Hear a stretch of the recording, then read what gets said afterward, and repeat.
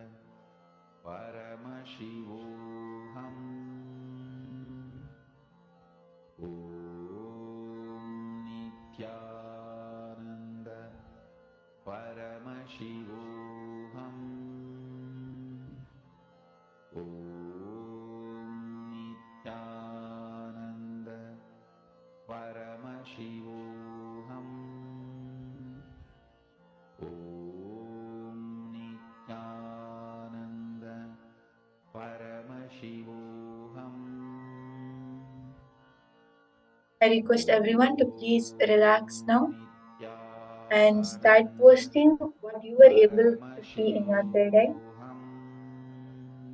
Whatever answers Swamiji revealed to you, and share that on the chat. Ma Ivana, Grebane, Ma Gautama, Ma Farah Zala, Ma Chandrasekhara Priya, Ma Kalahantikananda. All of you can go ahead and post on the chat. Ma Vigneshwari, Ma Agama Priya. It will be nice to hear all of your answers. You can post all whatever answers Swamiji showed you and share it in the chat.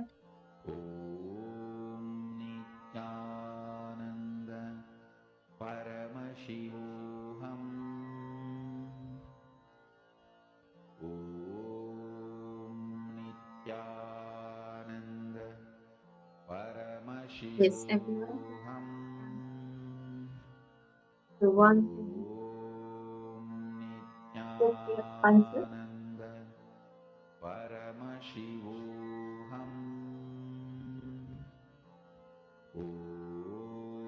Okay, Ma Farah Zala, you have posted that Ifa and I are able to see tall ceilings, an open kitchen and a living room joint, and a sliding door, sunken living room, light, furniture, cabin vibes, and lots of cushions. Okay.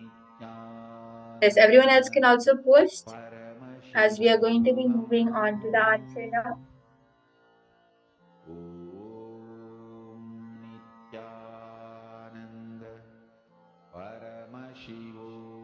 Yes, and this is the answer for this round.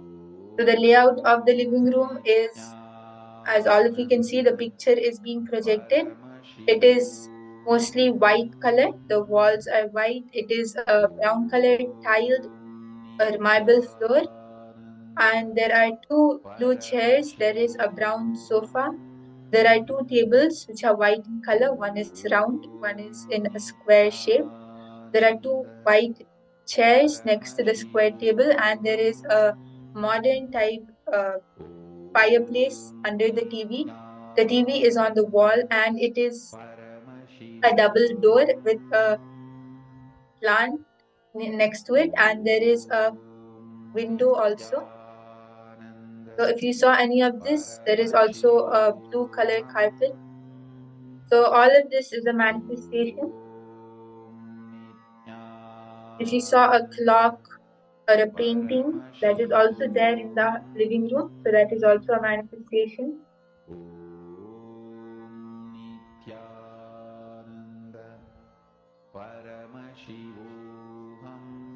You can go ahead and verify your manifestation, see what you were able to get correct.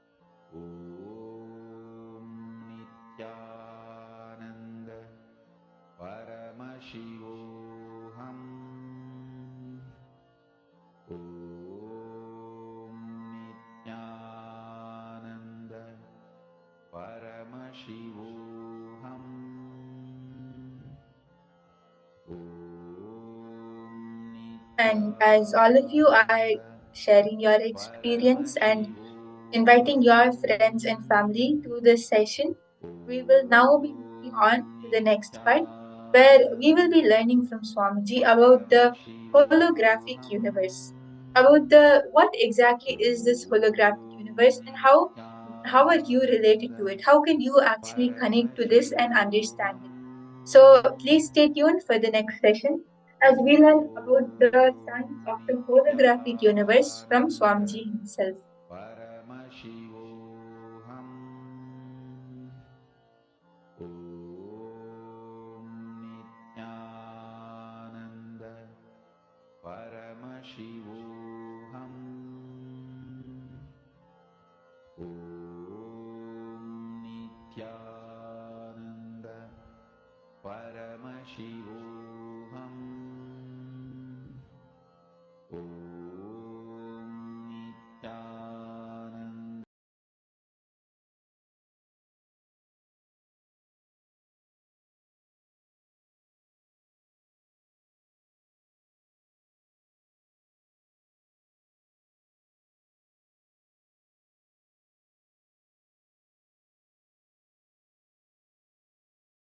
Paramashiva and you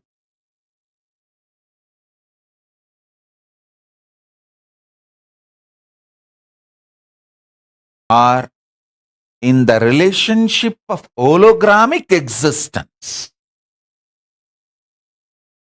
How much ever small you feel about you, you are a smaller, maybe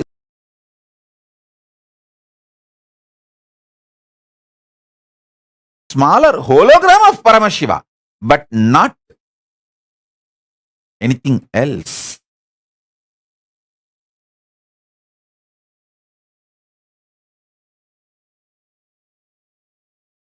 Purnamada Purnamidam Purnat Purnamudachyate Purnasya Purnamadaya Purnameva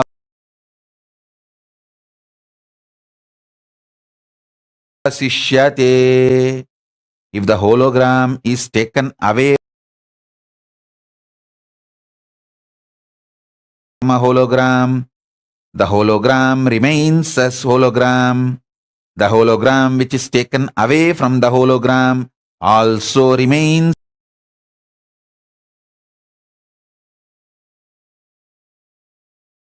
as the hologram. The hologram which is taken away or from which it is taken away both continues to remain as a hologram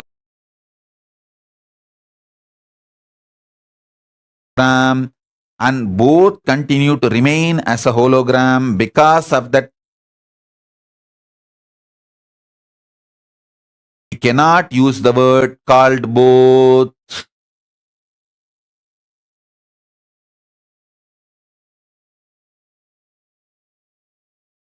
Be very clear. There is no such thing as breakthrough. He is there. Paramashiva is there in me. It is just a hologramic existence.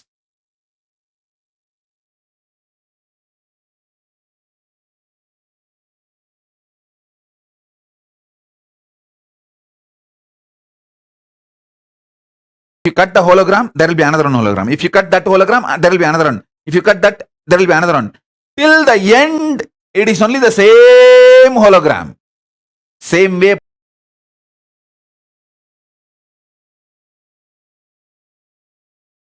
Paramashiva. From Paramashiva till me, it is hologramic existence.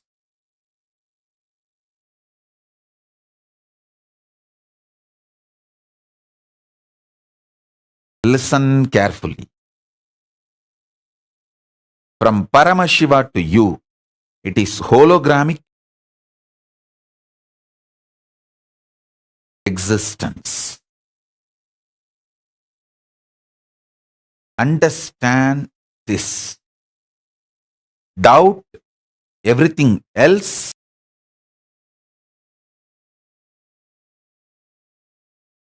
but not this ultimate truth.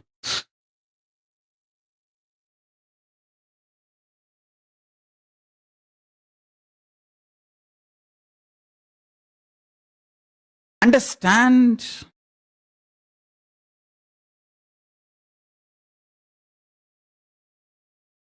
the fundamental principles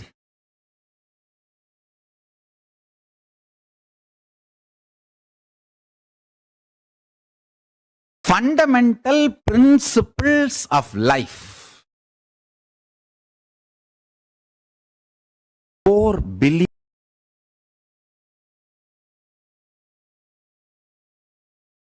you carry is too important for your existence. The core beliefs you carry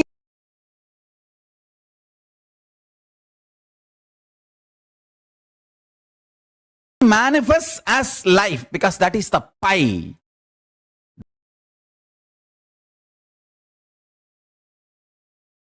Pie of your personal, individual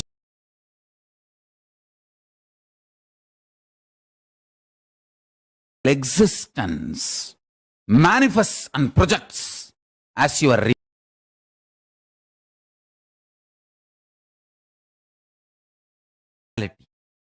If you bring the pie of Paramashiva into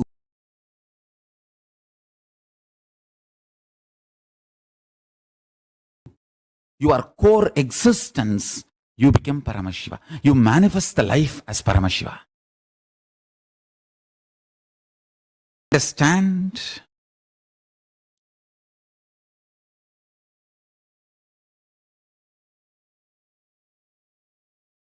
My whole effort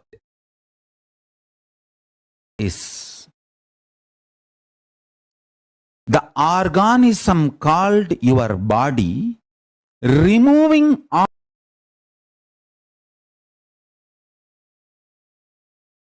the powerless cognitions and adding all the powerful cognitions to your core existence, to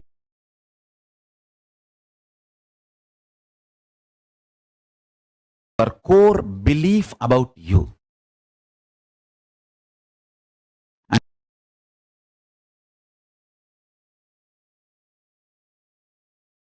Understand, I tell you. The good news I have is consciously,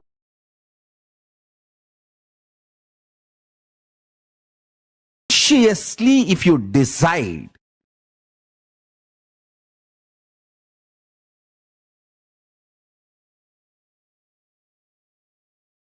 even unconscious powerless cognitions loses power over you.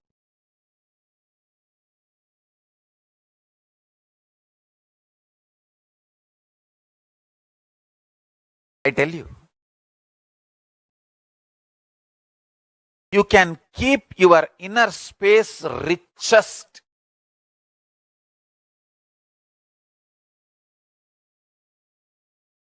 as long as you don't allow the words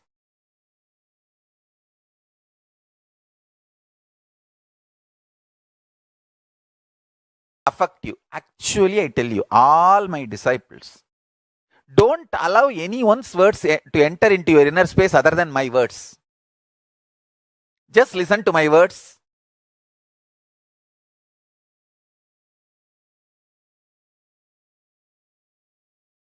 That is enough for you and your life's purpose. And do your business, generate wealth, carry on with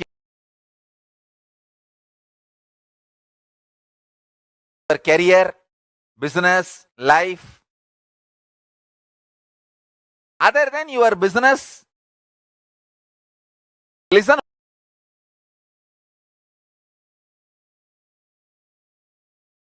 only to my words. That's enough for you. Nothing else is required. What else is required for your life? Nothing else is required.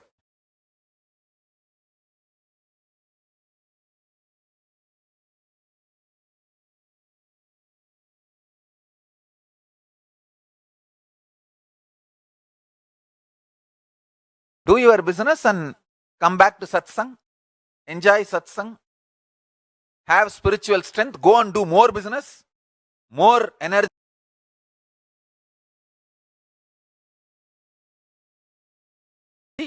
More alive. More success. Come back for satsang. Again, go with more energy.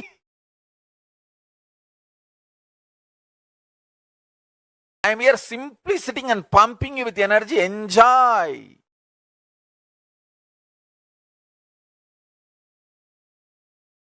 The great enlightened beings who live like a non-existence for the world. They don't need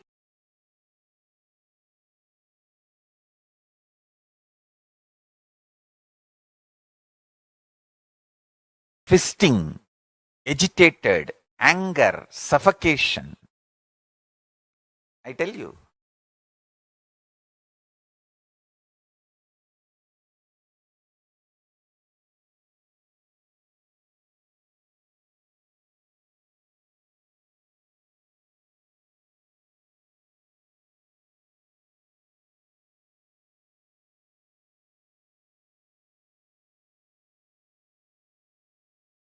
Listening to Master's words every day, live especially, fills your inner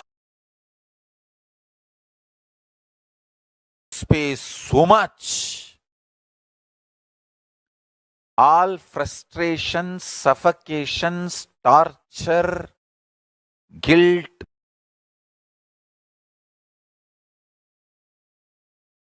pain, everything melts down.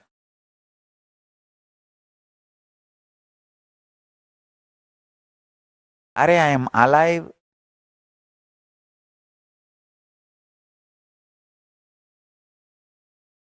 I am kept alive by Paramashiva only to download whatever he is downloading and to speak to all of you. I am like a loudspeaker of Kailasa. As long as I am alive, don't miss listening to the satsang. It is not just words, it is powerful frequency.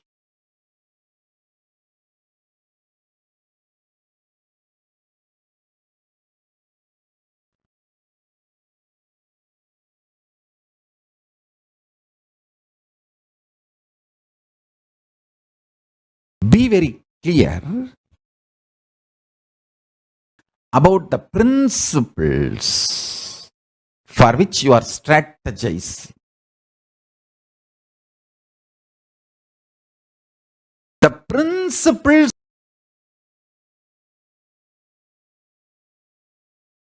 for which I am strategizing, I am very clear. That is why everything is success for me.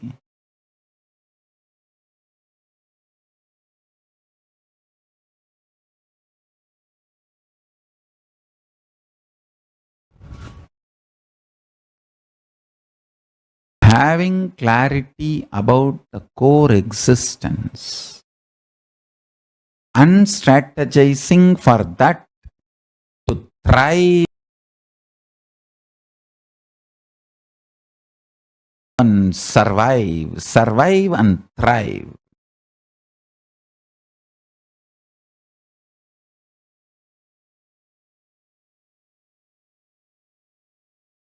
Is what I call integrity.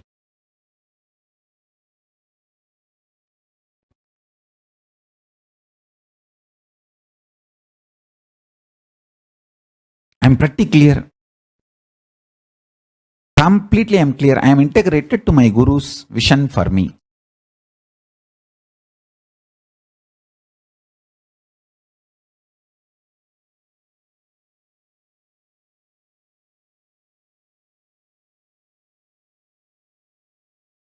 I feel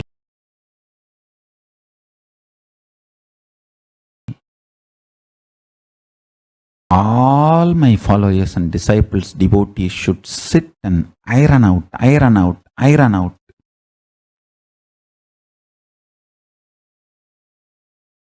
internally the core cognitions, core beliefs, core principles.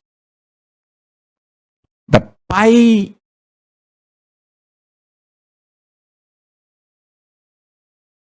of you is it Guruvak? Is it Paramashiva?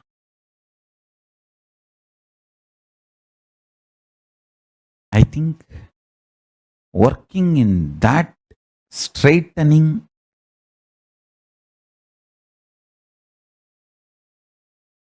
that is the real spiritual growth.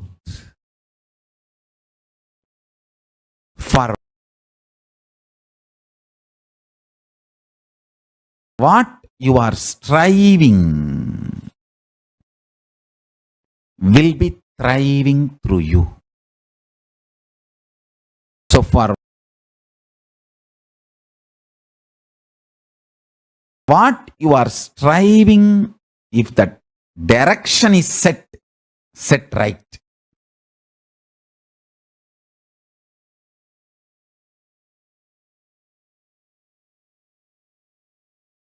even the so-called struggles are success. If the direction is wrong, even the so-called success is failures and destruction.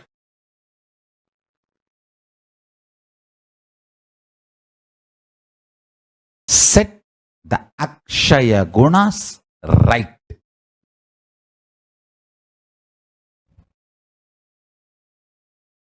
Understand?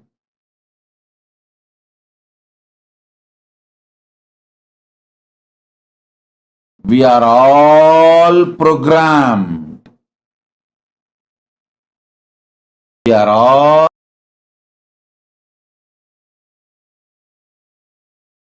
programmed by our own delusions that Paramadvaita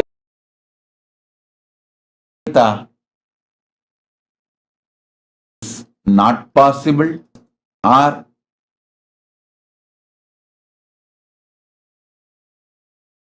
somewhere at a remote corner, after some few thousand years, you may get it.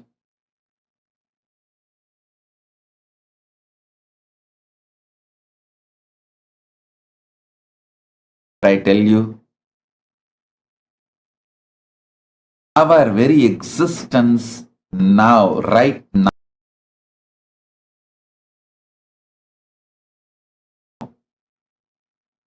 is Paramadvaita.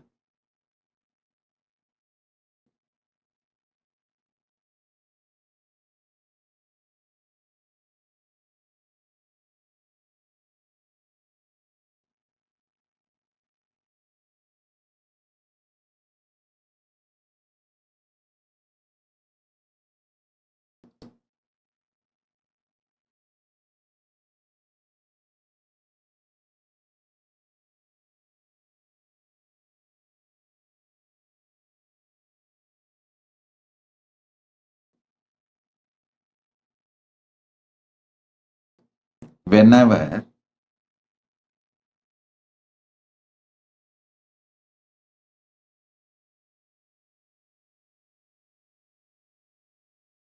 your understanding about you changes, your reality also changes, because your taste becomes different. Even the definition, what is good, what is bad, becomes different.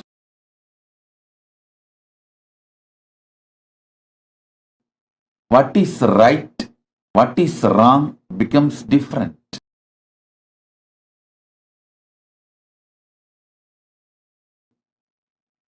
your priorities differ. Your preferences become different. So,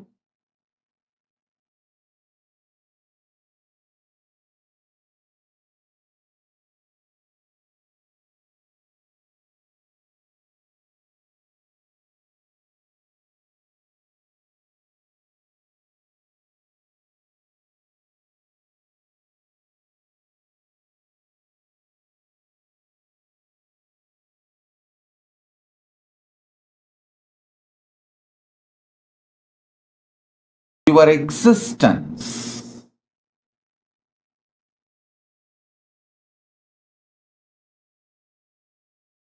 you feel you are just your body, your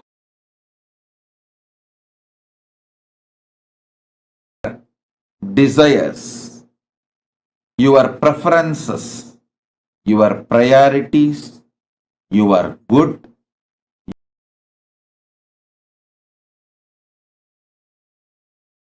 your idea about bad, your idea about right, your idea about wrong, everything about your life, what you consider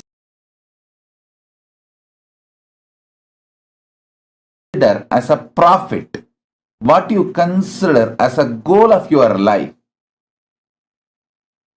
everything will be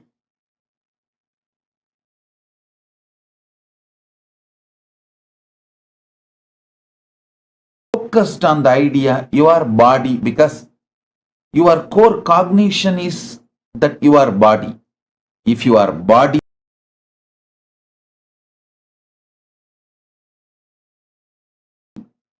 your goals and desires and priorities will be different. If you understand your consciousness, chit,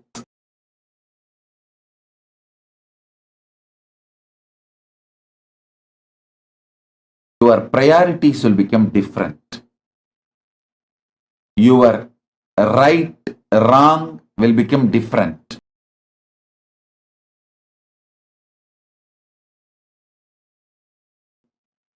Your ideas about good and bad will become different. Your preferences will become different.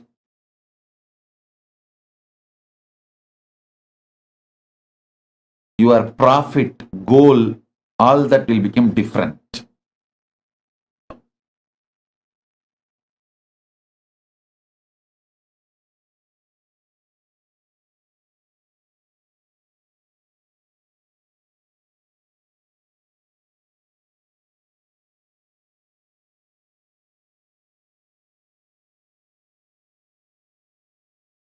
So what you cognize about you as you matters most.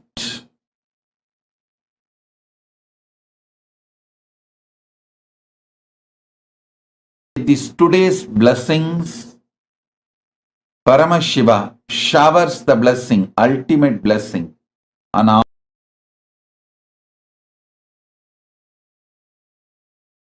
all of us. Let us all realize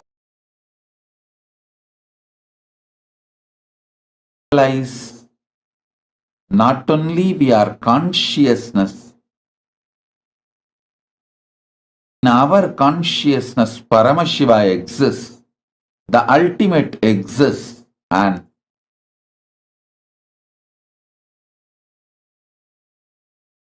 we exist as Paramashiva's consciousness.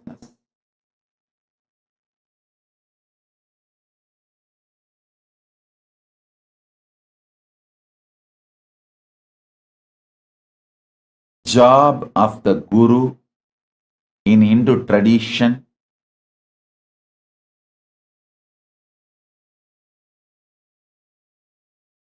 is to make you realize you are Paramashiva. Paramashiva's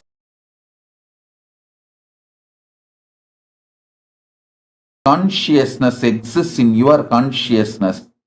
You exist in Paramashiva's consciousness. The ultimate consciousness exists in you.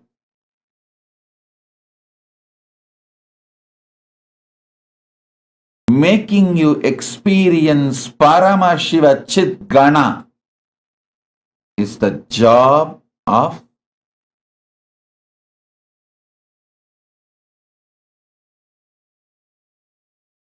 Guru.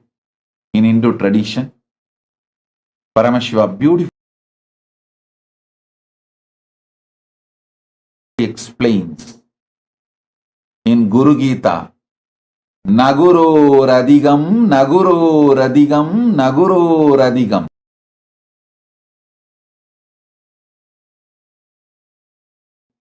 Shivasa Sanataha, Shivasa Sanataha, Shivasa Sanataha means there is nothing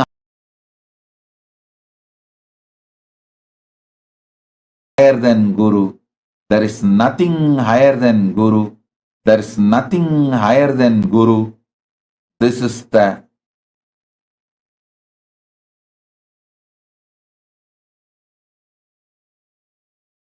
constitution, Sasana of Shiva.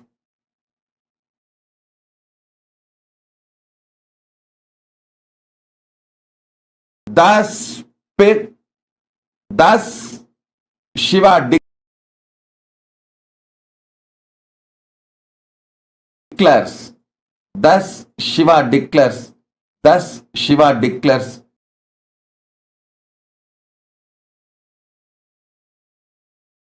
as Shiva Sasanataha means this is Shiva's constitution. This is Shiva's constitution.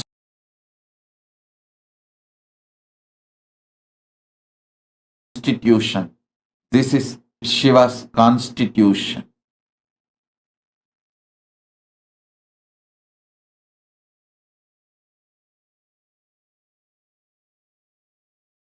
In Hindu tradition,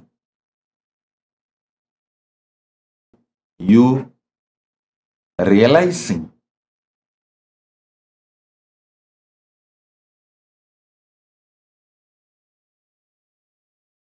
the truth, you are the ultimate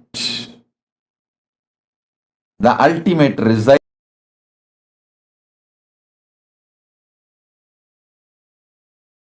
in you.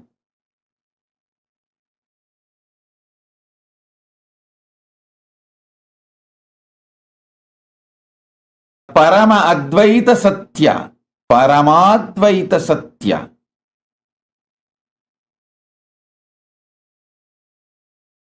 is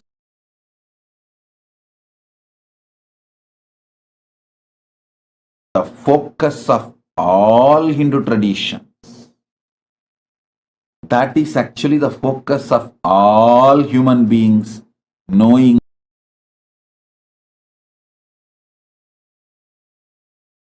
or unknowingly. Knowingly or unknowingly, all human beings travel only towards this. Sometimes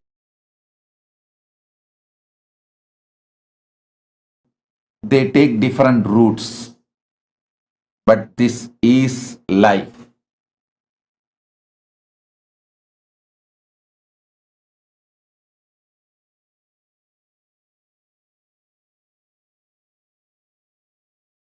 And first of all, you need to understand, as a constitutional setup of consciousness,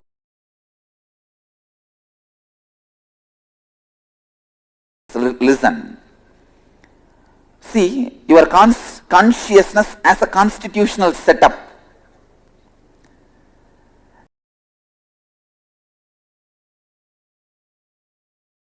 The basic constitution of the consciousness does not allow incompletions to be inside it.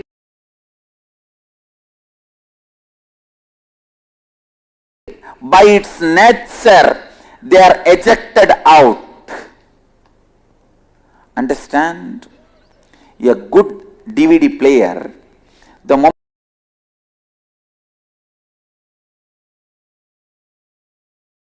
you put corrupt CD, no, as a setup, it just ejects it out. It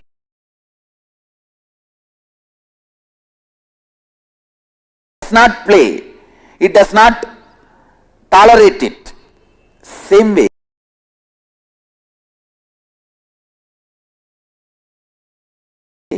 the constitutional setup of your consciousness does not play with incompletion. By its very nature, it just ejects it, rejects it.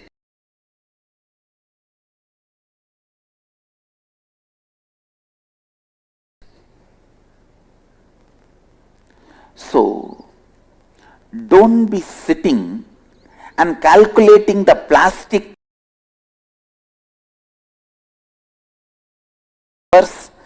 and coffee tumblers lying in the Marina Beach and thinking that such a dirty place, how will the tsunami come?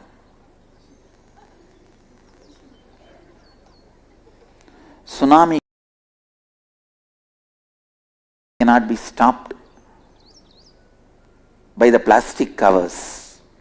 Shivoham cannot be stopped by the small incompletions you think you are having. As I said,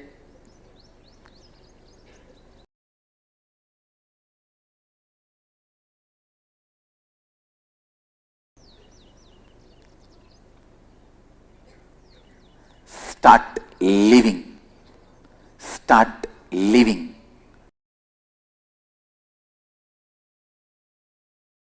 Start living. That is the only key. I can bless you tons of times.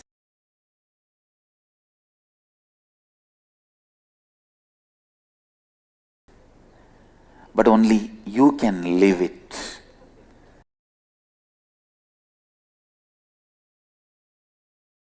So more than my blessings, you need your blessings.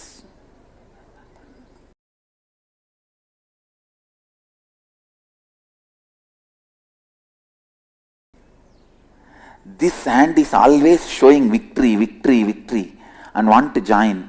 This hand also should decide to join. Only then it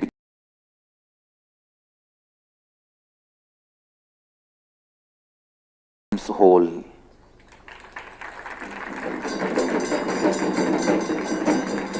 So this will become our new emblem and mudra.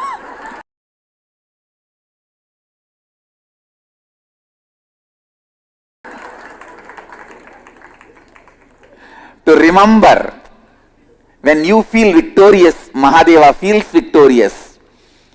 He wants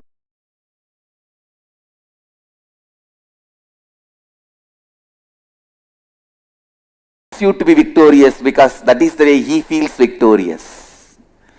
The whole celebrates you feeling as whole because the whole feels fulfilled when you feel you are whole.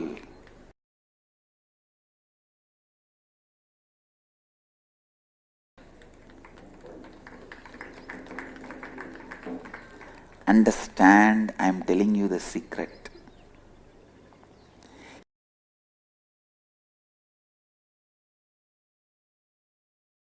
He wants you to experience Shivoham. Otherwise, why should he come down from Kailasa? He wants you to experience Shivoham.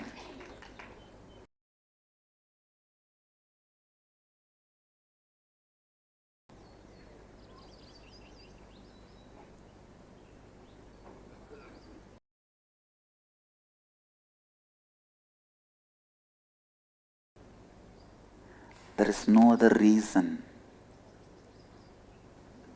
for him to make himself available to you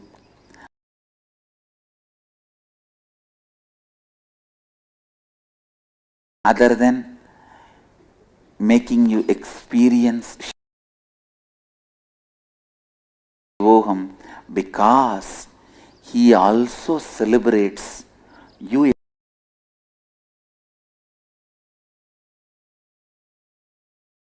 experiencing Shivoham.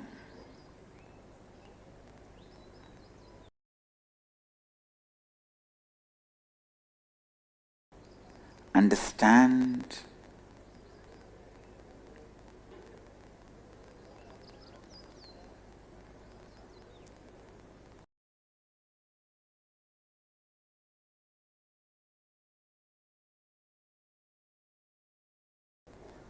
remember this one line.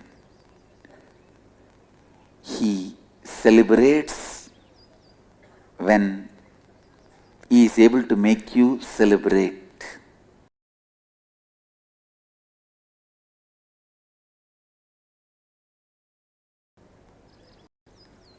Because Mahadeva loves you.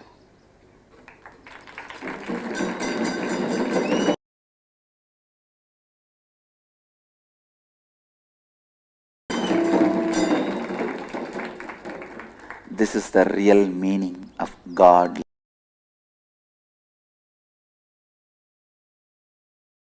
loves you. Understand.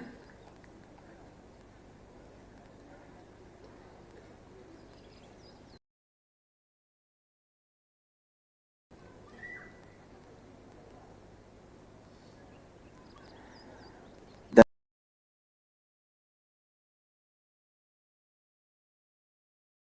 meaning of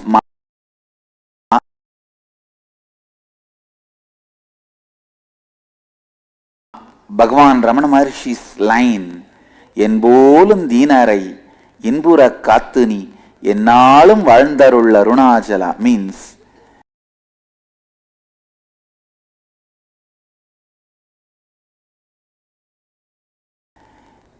the meaning is not Bhagavan is the worst person. He says, even the worst persons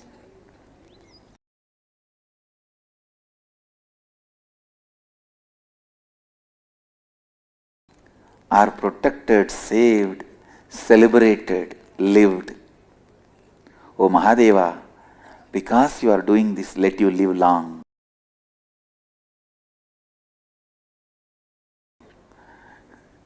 If he is a Dina, how can he bless Mahadeva? Just understand.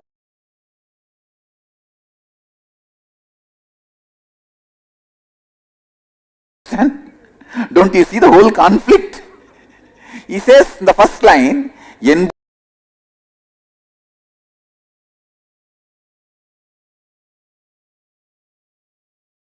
Polam Dinarai. In the next line, Ennalum Valandarula Runachala. And he blesses him. Understand? He has a powerful message in that one line.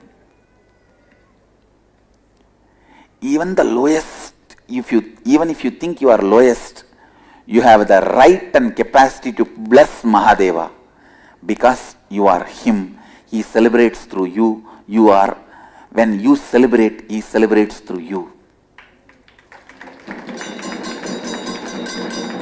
When the microcosm dances, macrocosm joins.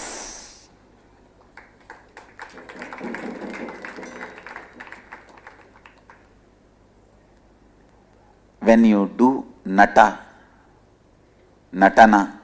Nataraja joins. When you take the responsibility, the cosmic hologram opens in you. Please understand the principle of hologram. When you see the whole, you will see an image. When you go deeper and deeper and deeper and deeper, even the smallest bit will be the same image. When you see the whole sheet, It will be the same image. When you go into, dissect, you will see the same image till the end. I can see, just I took this one responsibility of enriching the Hindi speaking devotees. The amount of people getting benefited with these spiritual principles, the life bliss principles.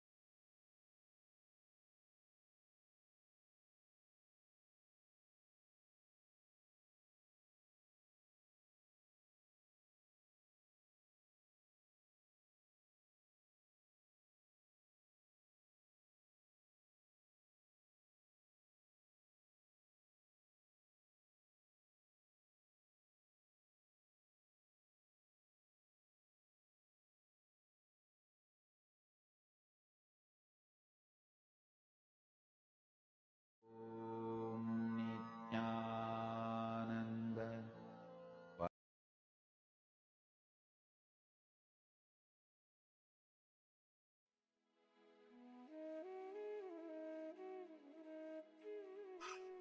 So beautifully, after we have listened to from Swamiji directly about this science of a holographic universe.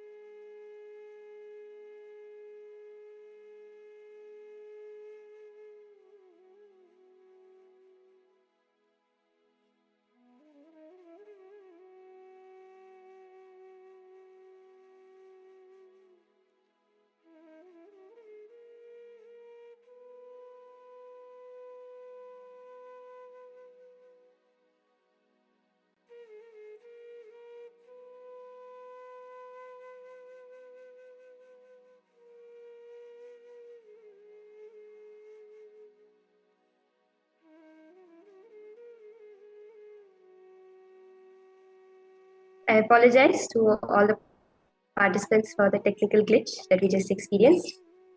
Very beautifully, as Swamiji revealed about this holographic existence of the cosmos.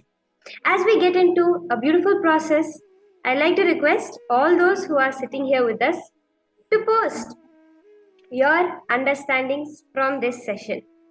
So, Ma Sharmin, Ma Gautama, Nitya, Ma Kalahantrika, Nithyananda, Ma, request all of you, Ma Ivana Grebner, Ma Julie Silla, Ma Priyatma Surupini, Ma Farah Zala, I request all of you to share what exactly did you understand from this session. Yes, Ma Punita, you too, Ma.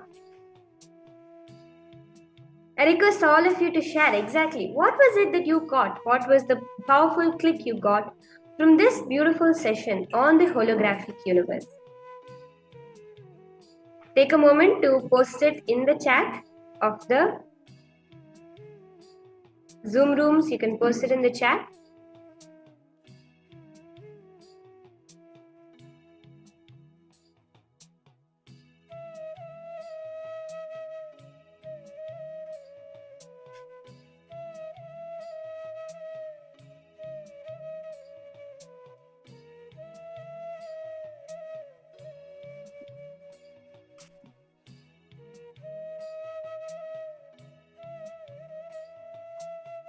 See, as Swamiji very beautifully explained to us, revealed the higher secrets of the cosmos, that you and Paramashiva are in the relationship of a holographic existence. What does this mean? It means that whatever you may think yourself to be, you may be the worst person, maybe the best person, whatever it is, you are a smaller existence of Paramashiva. New scientific studies of quantum holography suggest that the human body is a hologram within a holographic universe. So, not only is the universe we are in holographic, but the very human body itself is holographic. Because the DNA of each cell in our body is a hologram that has information about the human body and the universe. This is what is the latest study that Swamiji brought to light for all of us. Every man, therefore, is capable of accessing intelligence from all information fields in the universe.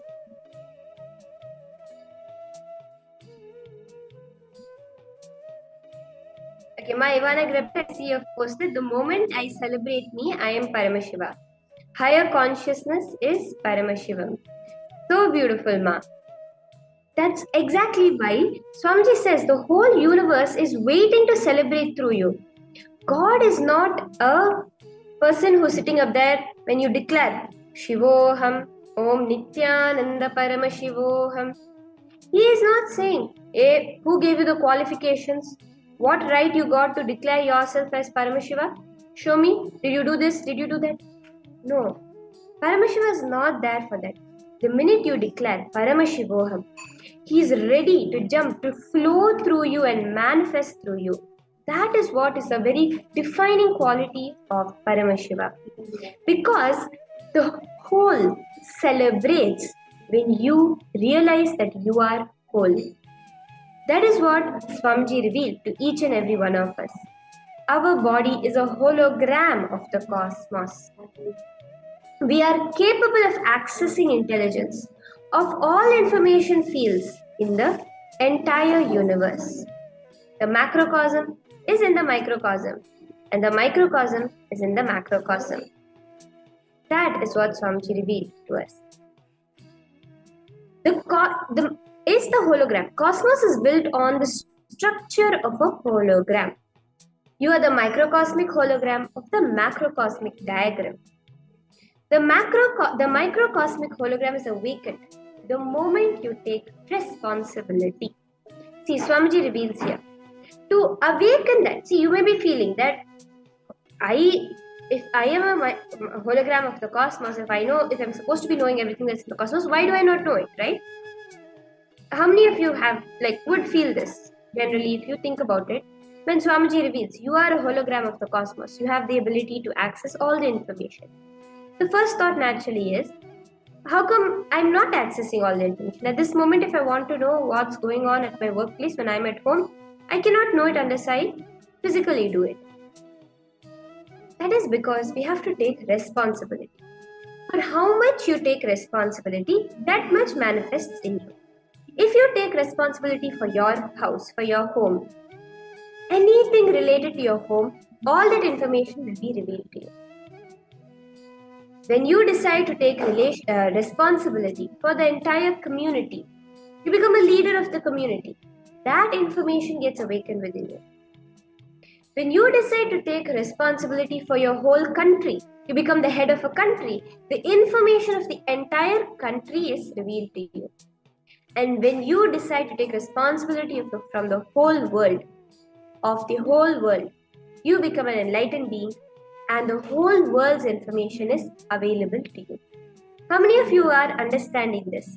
It is the responsibility which awakens the macrocosm within our microcosm.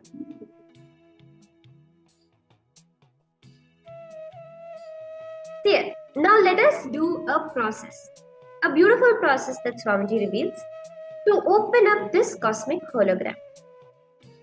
See, list down top 5 rubbing points of your life where you consistently experience resistance to your own expansion.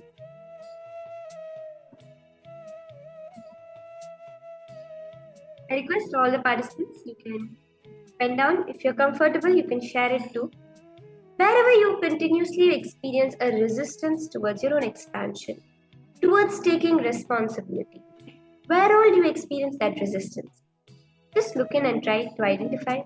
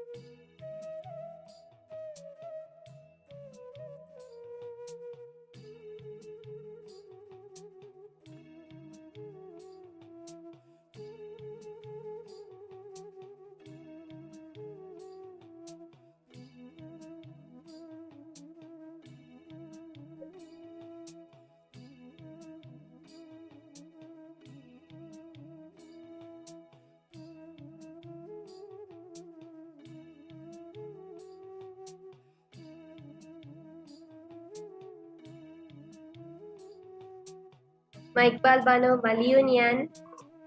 Request all of you also to post. Ma Maha Bhairavan Swarupini, Ma Parameshwarananda, Ma Hongweli. Request all of you to also post as you're doing this process. If you have any questions, any doubts, any clarifications you would like, I'll feel free to post it. I'll be happy to answer you and help you in this journey. So pen down any top 5 places where it rubs against, where you feel the resistance towards your expansion.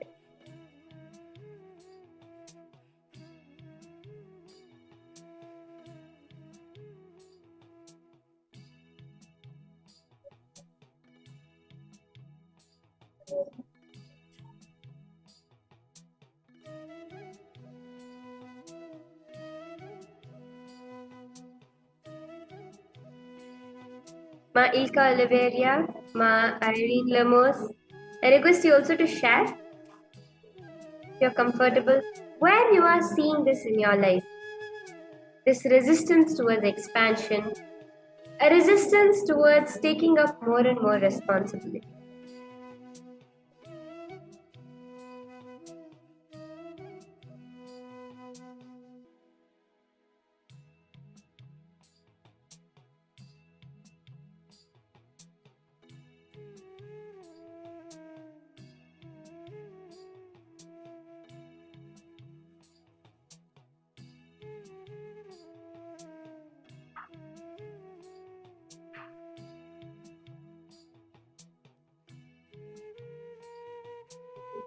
Okay, Ma Ivana, you're able to see that yours is more related with collapsing. When you feel where you feel that you will collapse, and therefore you have a fear of expansion. Is that right, Ma?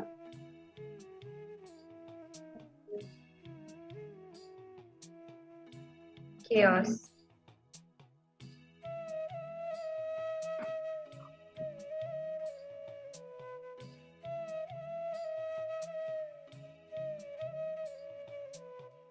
You want to align your path? Yes, okay, I'm understanding, Ma.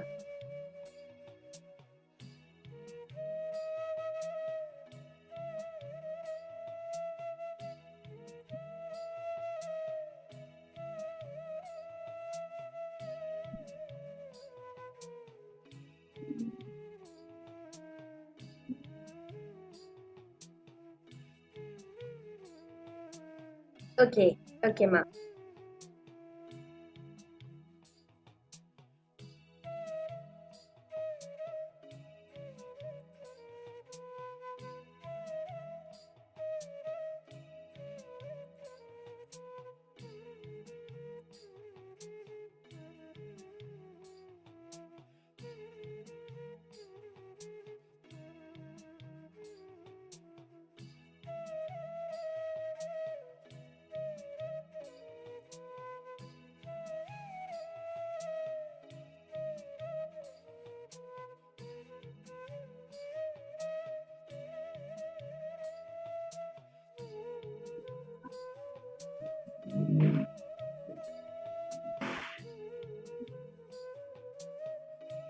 See now, as we are continuing, I request all of you to pen down and post where all have you experienced the major incidents where you have experienced this friction.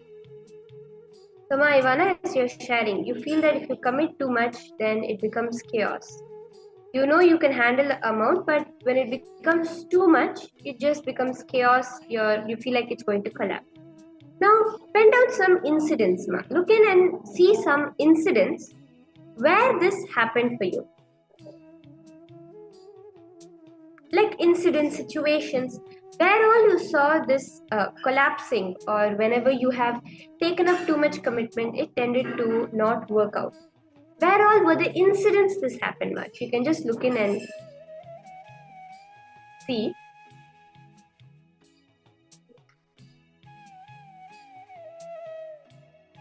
Just relive those incidents. Visualize, just sit as if you are going through those incidents again. It is reliving to relive. So just go through them, pen down, and go through. In your life, wherever you have experienced this, the top 5 rubbing points.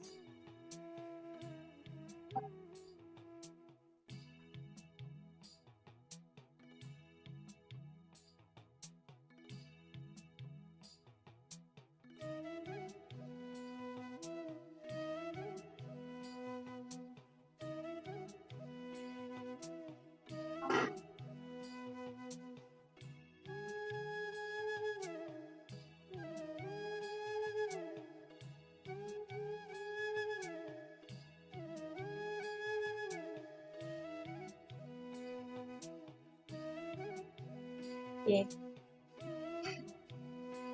Mayana, you're continuing to share about how you perceive that time is always a constraint for you. How you feel that you need more time in your life. Look into the incidents, Ma, where this happened. These rubbing points. If I commit too much, it will become chaos. I need time. I need more time to be able to do more. Where all incidents have this happened? Just take a few moments and look back, Ma, and relive those incidents.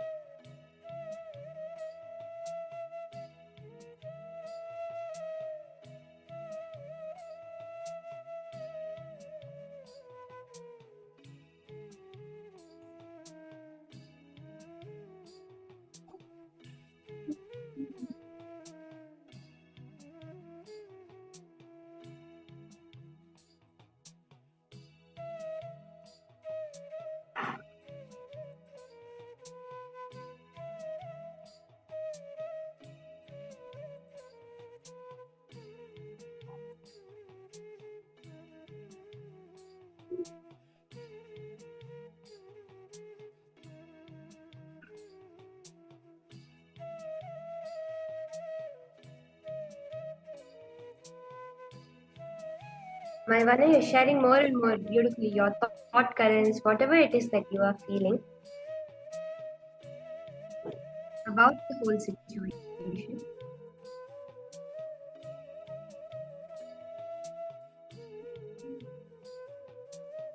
Many times when we are doing a certain thing, when we have a certain idea about something, when we are When we are encouraging that, when we are going into that way we decide to shrink from responsibility. It is this shrinking from responsibility which is what Swamiji again and again addresses. When we shrink from responsibility, that is when we feel that the whole, as Swamiji says, life is not under my control. Life is predetermined. Someone else is in control of my life. These feelings start to happen.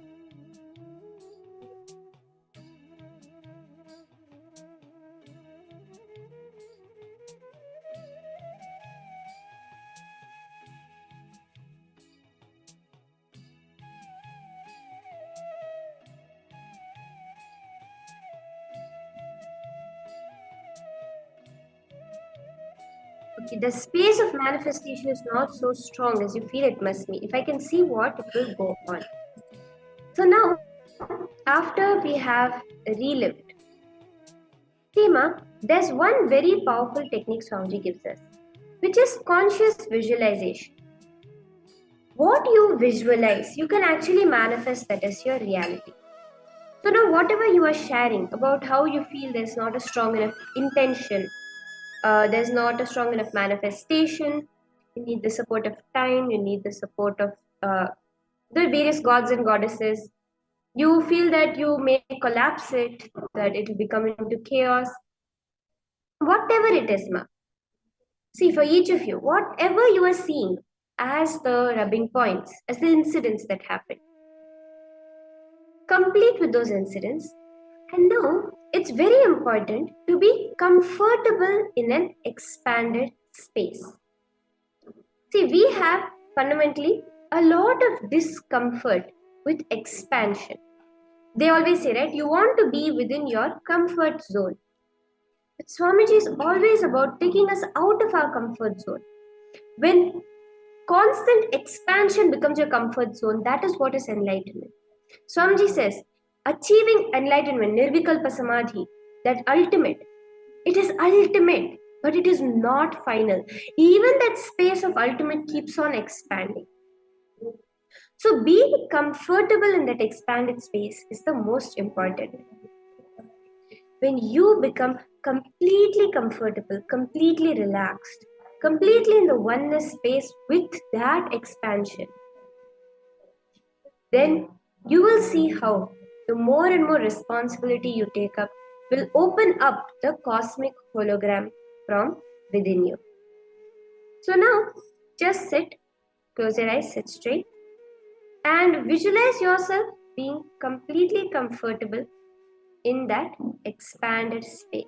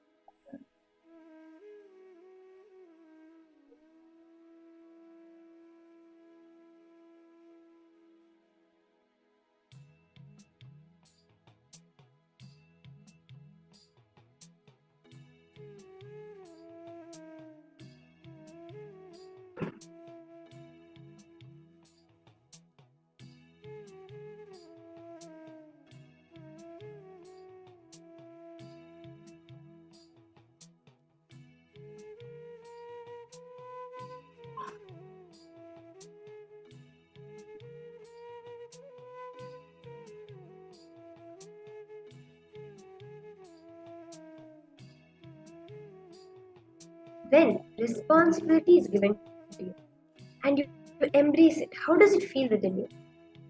Sit in that space.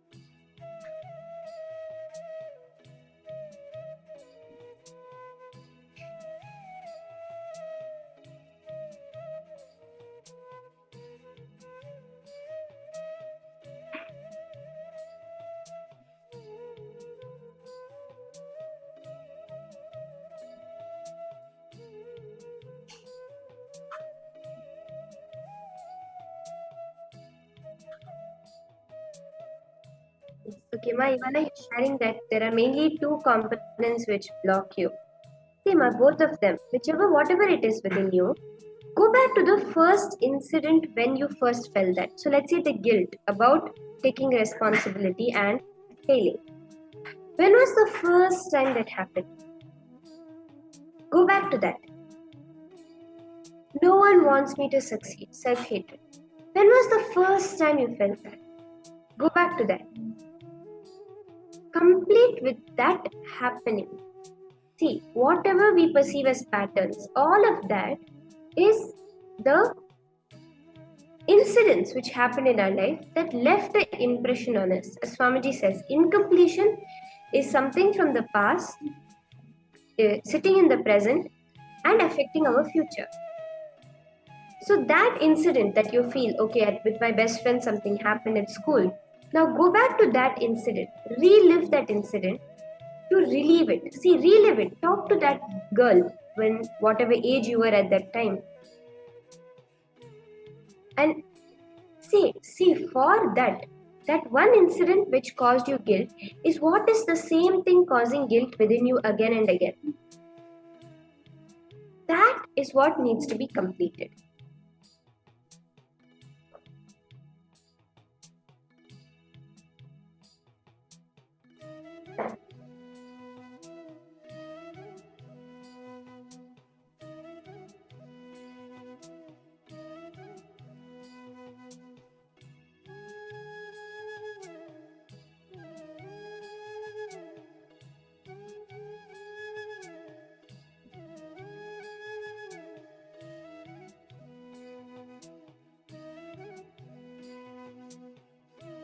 Be comfortable in the expanded space of taking the responsibility without the guilt, without the self-hatred, once you have completed with it.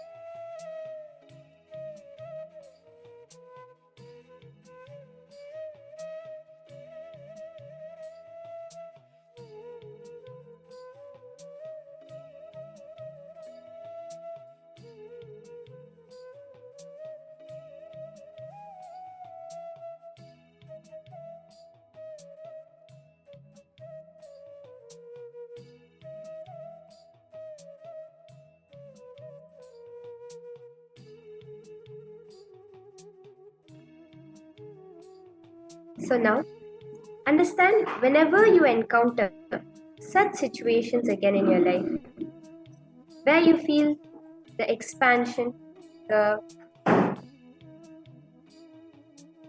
feeling of expansion. Okay, Ma, you've shared some more. You were brought up in an anti-Hindu country, was trying to please, knowing that it was wrong. The manipulation of wrong cognitions alters you too much because it was too many years. That is completely okay, Ma. That is completely all right. See, when you decide, a conscious decision, Swamiji says, is more powerful than your will and your mind and your body. The mind is what is influenced by all the things that happened externally. But when you make a conscious decision, Ma, that is much more powerful. So that conscious decision is what we are doing through this process. Now, even in this process as you are doing it, now connect to Swamiji and just declare. See, Swamiji will now, this is just the feeling of expansion. When you just live within that space of expansion, whenever these feelings come up again, like the next time there's a situation where a lot of responsibility is being demanded from you, but you're afraid of collapsing. The next time a situation like this comes up, this expanded space that we just sat in, that will guide you.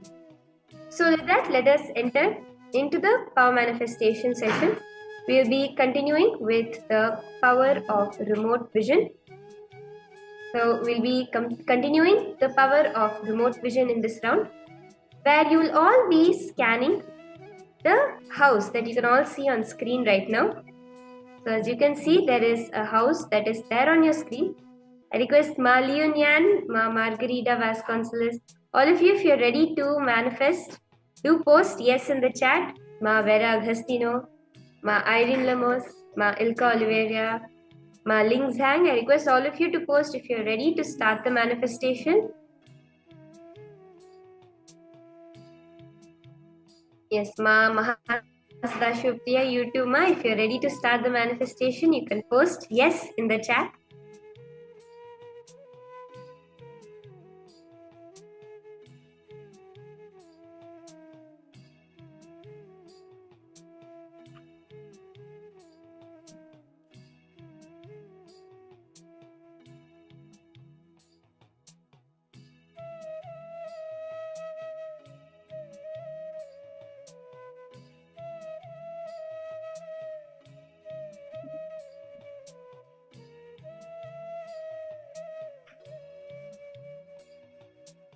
Okay, Malunian is posted yes.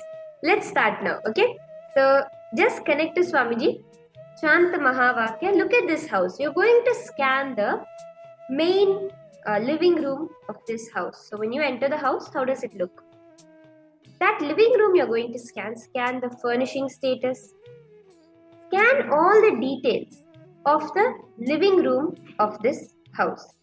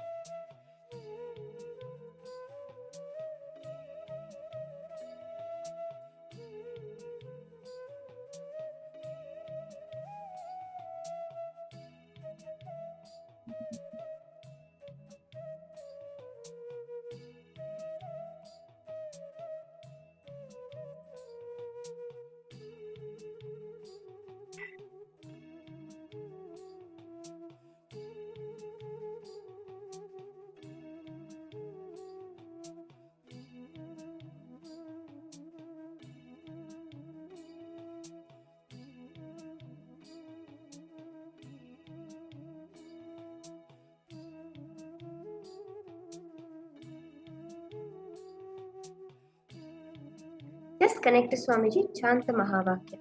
Remember, you are a cosmic hologram.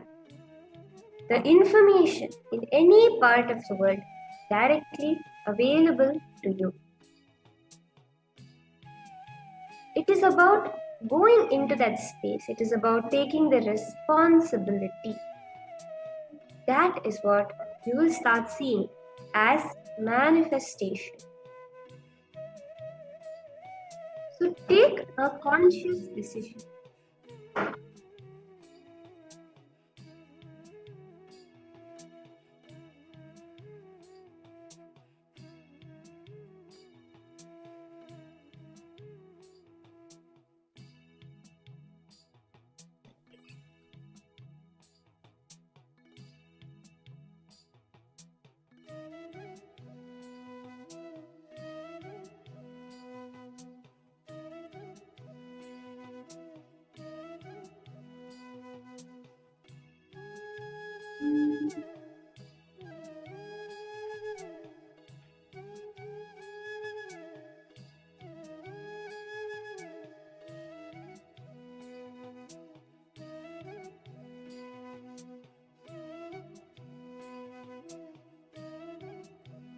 You can continue to post also as you are seeing.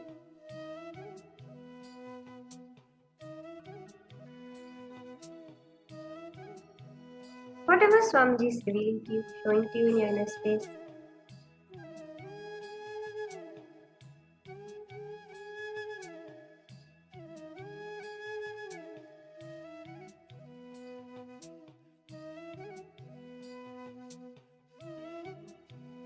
Sit straight and just chant the Mahavakya.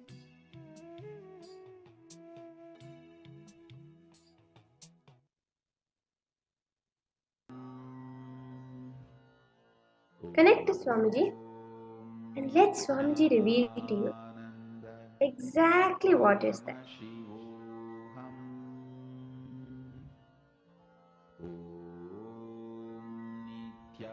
Nithyananda Paramashivoham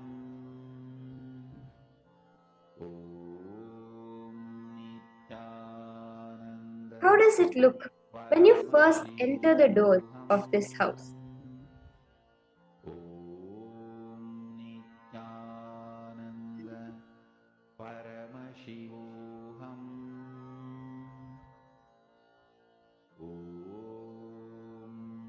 Nithyananda Paramashivoham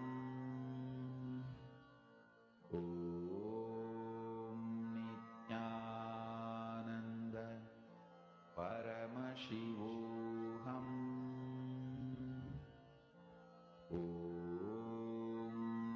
Nithyananda Paramashivoham. Tune into yourself as that cosmic hologram.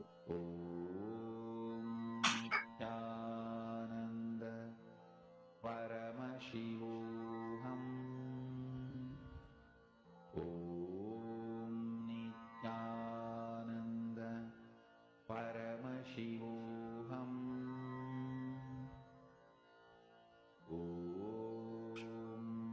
Nithyananda What is Swamiji revealing to you as the first sight when you enter into this? Okay, now I request all of you to also post what Swamiji is showing you, Ma Leon, Yan, and Ma Ivana Grebner, Ma Nistregunya, Ma Shanta Yogamayi, Nithyananda Ma. Okay, Ma Priyatma Surupini has already posted. I could see a living room with a brown wooden floor with furniture arranged on three sides. The furniture seems to be dark in color. Could see a carpet put down for the furniture. A wall looks to be in light color and a bright light inside. Okay. Others who are doing this manifestation, I request all of you to also post.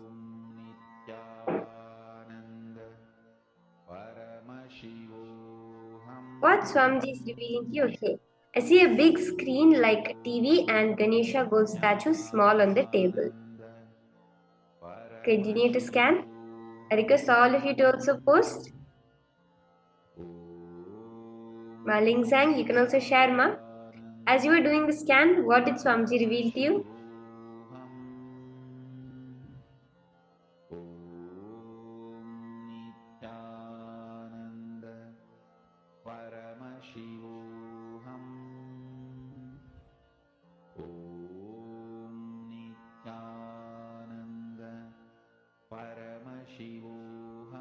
Let's see now.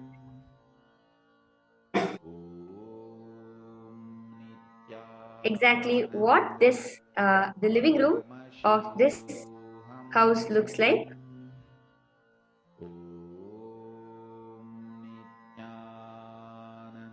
So as you can see, the minute you enter the house, this is how it looks like. So this is the exact entry. The living room is actually completely empty. There is no furniture, as you can see here.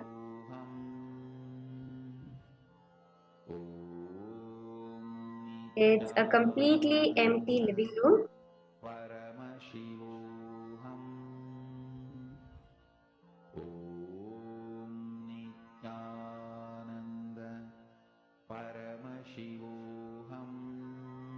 But Ma Priyatma Surpini, one thing that you saw, the brown wooden flooring with the light walls and bright light within the house, that is exactly right, Ma. Congratulations. Okay, Ma, Istak, you've shared corridor, white hand railing, swing two sides like a house divided into two parts, left and right. Ma, that is actually very interesting that's what you saw. Because as you can see here, Ma, this is the first part of the living room, as you can see, where the fireplace is there, etc., with the chandelier. But if you go this side, you can actually see there's another part to the same living room, to the same entrance area. You can see there's actually another part here. So that's very, very beautiful and unique manifestation, actually, Ma, is that you saw. Wooden floor. Okay, Ma Ivana, you're sharing that you saw the wooden floor. That's very beautiful. Ma Leonian, Ma, what did you see? How did the manifestation happen for you? Ma Huang Me Hese, Ma Iqbal Bano, Ma Hongwei Lia. I request all of you to also share.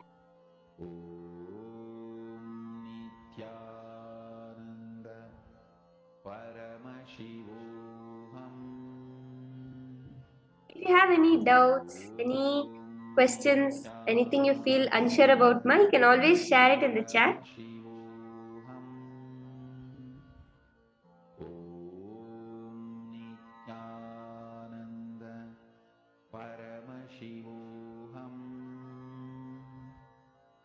Okay, let's do one more round of manifestation now.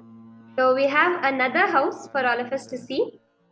As you can see here now, there's another house. Let's all start doing the same scanning for this house.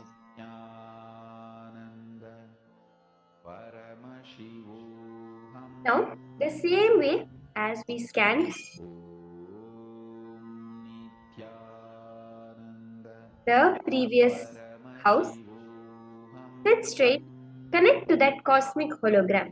I request all those who are sitting here with us to participate in the power manifestation. You'll see beautiful breakthroughs start happening.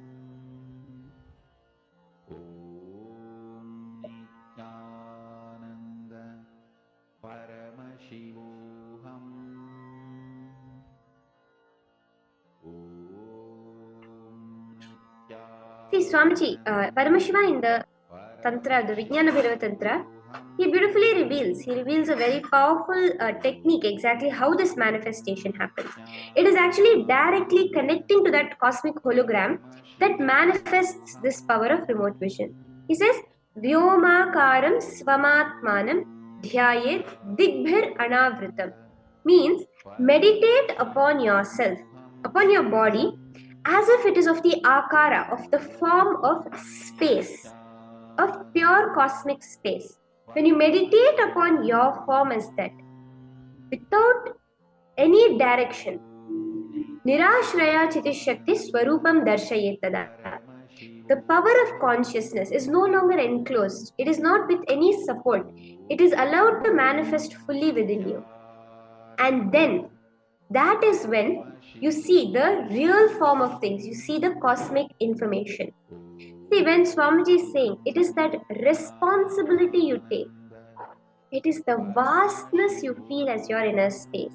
That manifests as this power. When you connect to yourself as the space, as the sky that covers everything, the space that is all pervading, then the powers manifest. is not some trick, it is not a magical trick that you are doing, you are guessing. See, many times we have the feeling, oh, I'm just guessing. No, it is you becoming oneness with the cosmic hologram. That is what is manifesting this power. So let's get into this second round with the same context.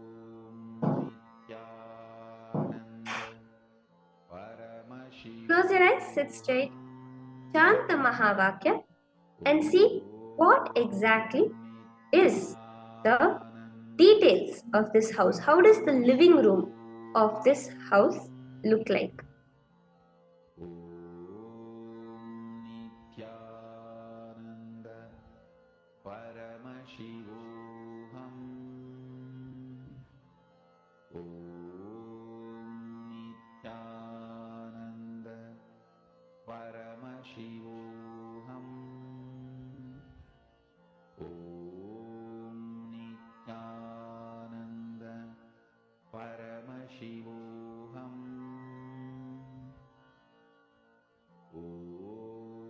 Disconnect to Swamiji and post your answers. Paramashivoham Om Nithyananda Paramashivoham Om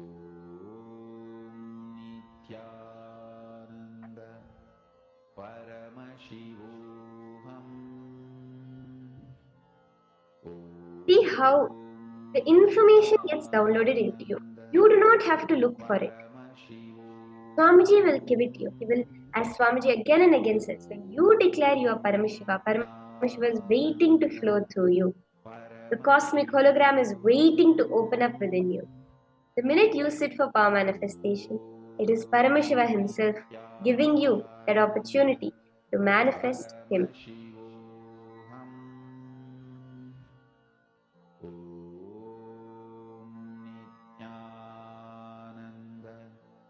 Paramashivoham Om Nithyananda Paramashivoham Om Nithyananda Paramashivoham Om Nithyananda Paramashivoham. I request all of you to post now your answers. I request all of you, Ma Priyatma Surupini, Ma Ivana Grebner, Ma Nistre Gunya, all of you can share. Ma Shanta Yogamayi, Ma Vera Lucia, I request all of you to share what it was Swamiji revealed to you. Is how does the living room of this house look? Nithyananda Paramashivoham Om Nithyananda Post it in whatever details. As detailedly as Swamiji showed you, post it. Om Nithyananda Paramashivoham Om Nithyananda Paramashivoham Om Nithyananda Paramashivoham Om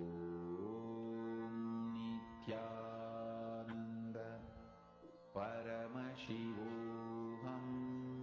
Do share, each one of you. Do share what did the cosmic hologram reveal to you about the living room of this house? Om Nithyananda Paramashivoham Om Nithyananda Paramashivoham Om Nithyananda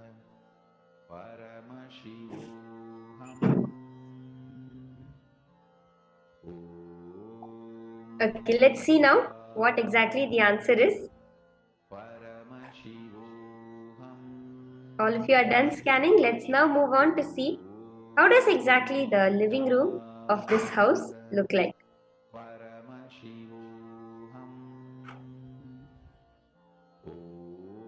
So now as you can see here, this is the living room of the house. There's a huge bookcase as you can see in one side. There is a couch, some chairs. So you can see this.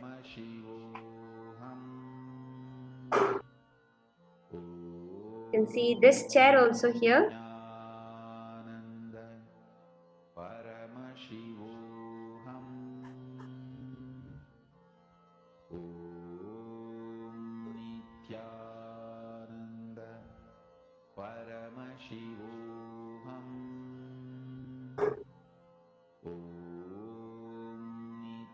You can see beautifully the living room of this house. There's a white carpet. There is a table in the side. There is light blue and white sofa with two chairs. One is here and one is on the other side here. And as you can see, there is a light brown table.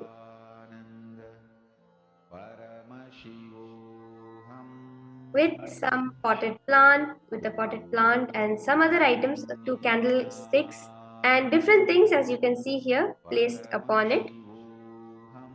So this is the living room of this house. Request all of you to verify what Swamiji showed you. Okay, you saw Nataraja in the entrance and a small mirror on the wall. My stack is posted. Stairs visible at the entrance, piano place, house in elevated light. Steps up in all doors around the house. I saw in white cloths performing a ceremony. One side of the house ceiling is in deep inclination. House exterior has a light bulb around. Okay.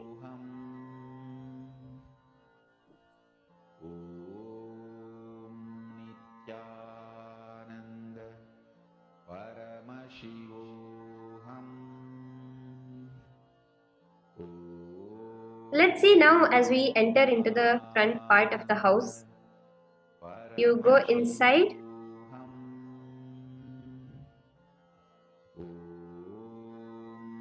You can see this is how it looks first. So Ma, you're really manifesting so well today. The staircase within the house, the staircase, as you're able to see the wooden flooring, white, pure white everywhere. You can see there's a lot of white actually in this house. And then it's from here that we enter into the living room.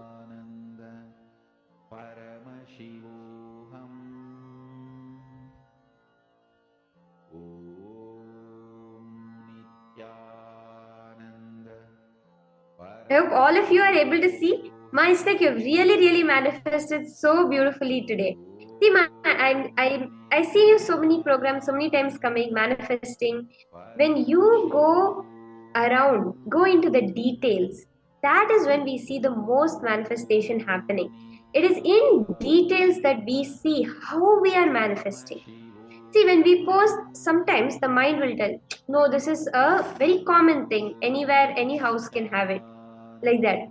But the more and more when you start to do the details, you see, hey, this detail of a house itself I was able to see. How is that possible? And you see the manifestation of Paramashiva. So with that, I thank all the participants who joined with us for today's session. We are going to be entering into the next session now. The next session, yes, Ma, it's like you're saying you came directly after visiting the temple.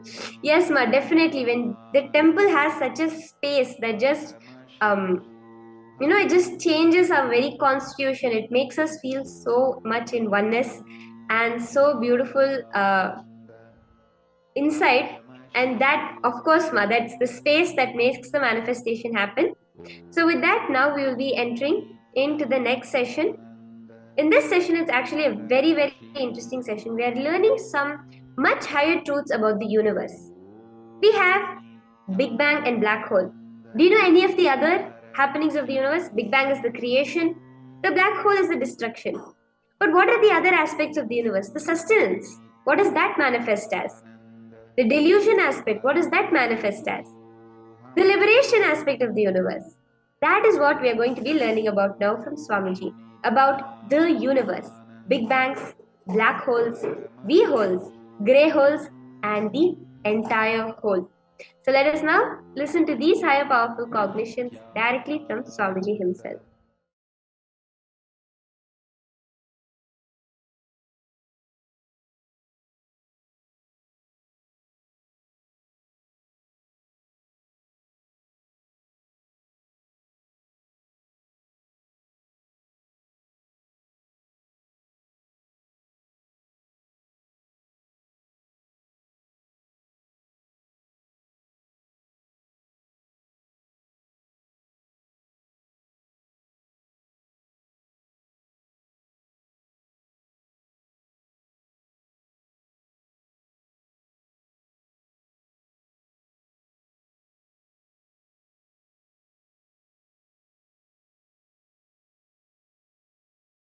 Listen. Paramashiva introduces himself as he is in Vedas and Agamas and Puranas.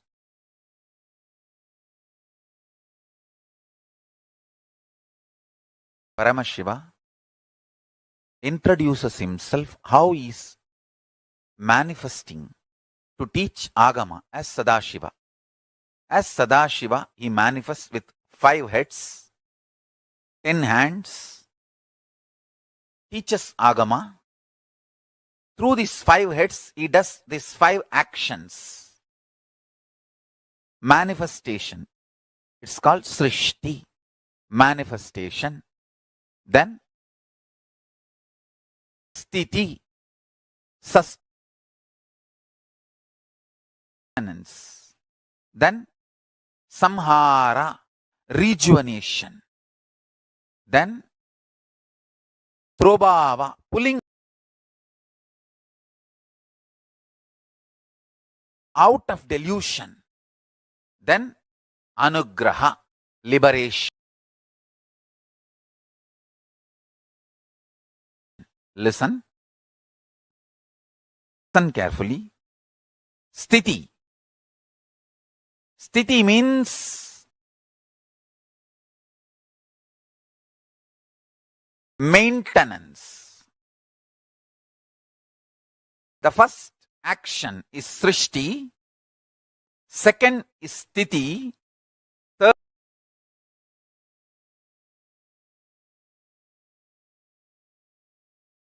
Sthiti means maintenance. First, Srishti, manifestation. Sthiti, maintenance or sustenance. Samhara,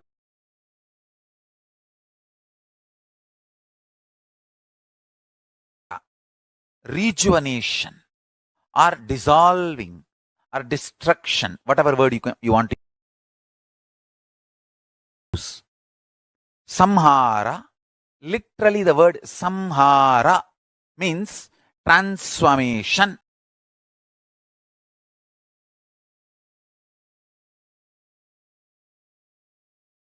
Rejuvenation.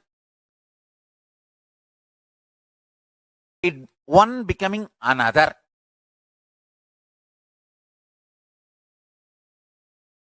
So listen carefully.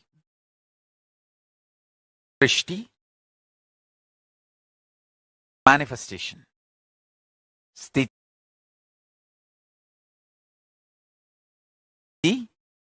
maintenance. Samhara,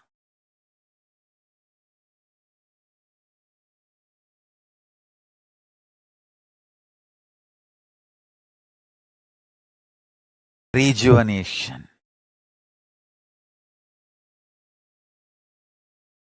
Prabhava, pulling out of delusion.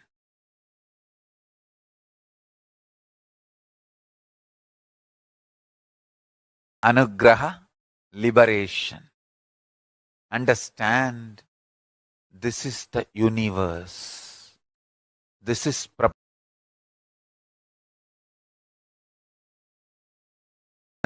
Prapancha. Universe word is too small. Whether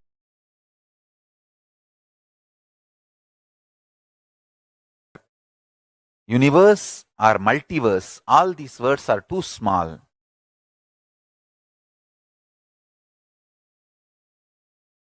Prapancha is also too small. Paramashiva is the only word I can use because that is the ultimate word.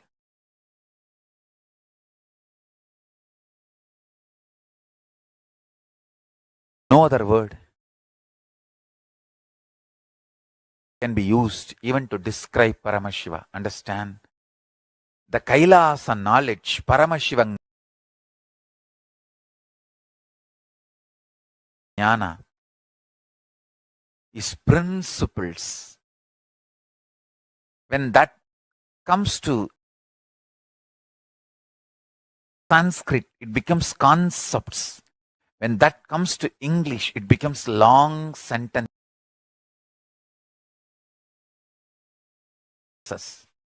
That is what I am explaining, I am expressing. Please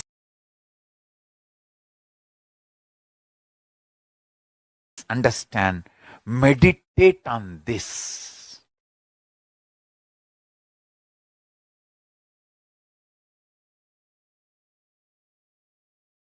The space, extreme heat and extreme cold together.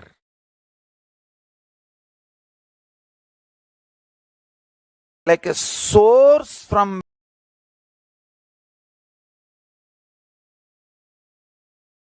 where the idea of weather emerges, where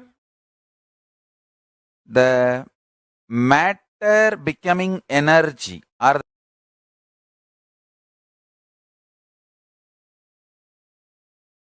energy becoming matter, matter and antimatter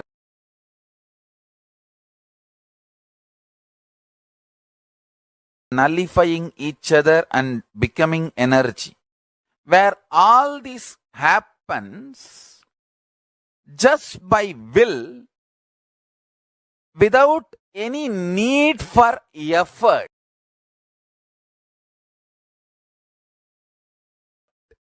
Understand, that dimension is Nityatva. Understand one thing.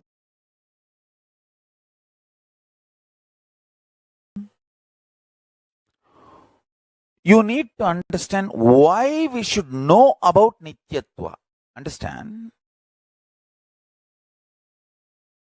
If you know about Nityatva, you will cognize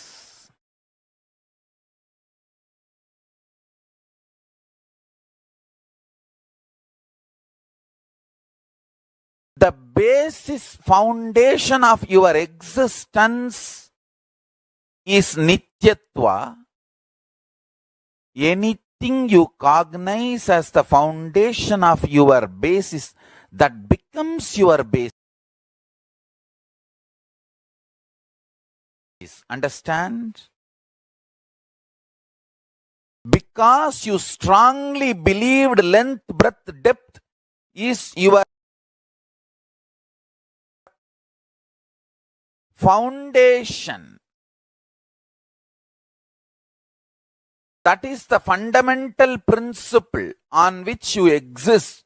You are pushed into this length, breadth, depth dimension. If you decide to cognize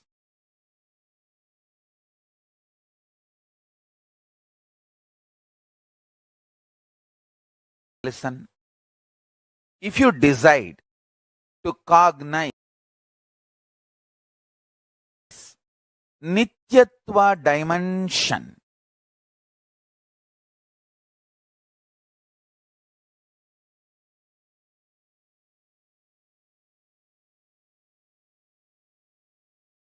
your inner space will be so beautifully attracted to that Nityatva dimension.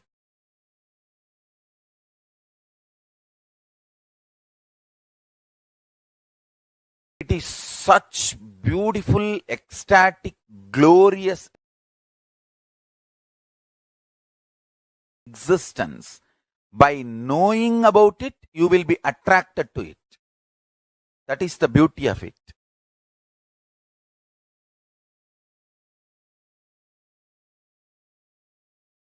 Energy becoming matter, matter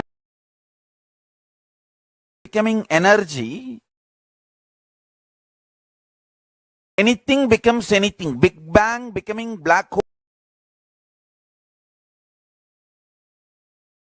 hole becoming Big Bang, creation, maintenance and rejuvenation, all this happens in that Nityatva space just by will, without any effort. The effortless existence zone. To establish yourself in that effortless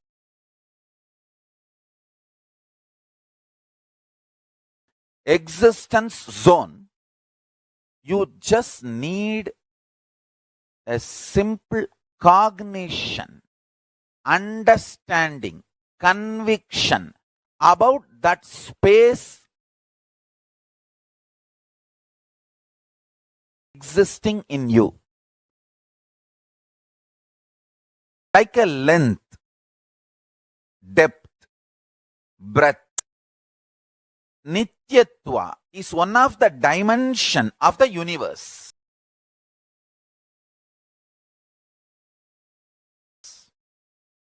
Listen. Like a length, breadth, depth, time, space, Nityatva is one of the dimension of the universe. Sivaparamburulin Sitta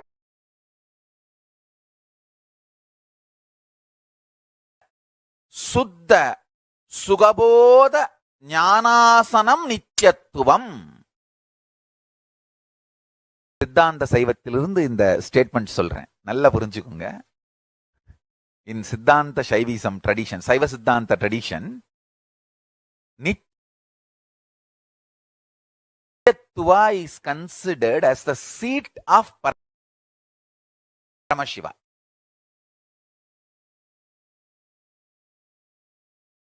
Understand? Like a length, breadth, depth,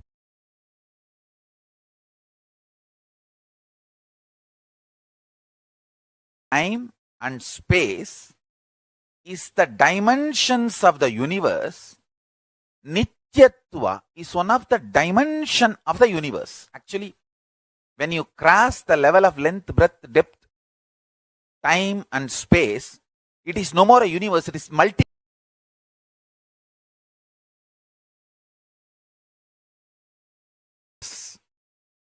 Multiple verses exist.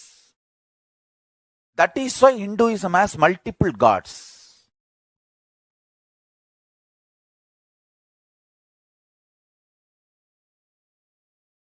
It's not that only one God exists. Actually, multiple gods exist. Because the Hindus have gone into the depths of the cosmology, they know the multiverse and they know the multiple gods existing.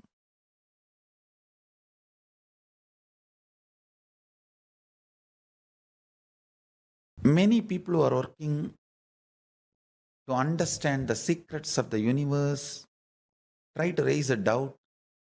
When there is so much matter generated during the Big Bang, why so much antimatter is not generated? The question is wrong. Please understand. Matter and antimatter is always in balance.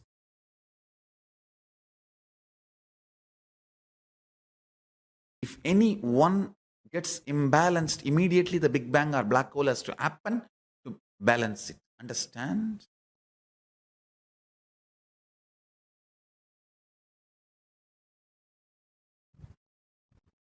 Overflowing matter, overflowing antimatter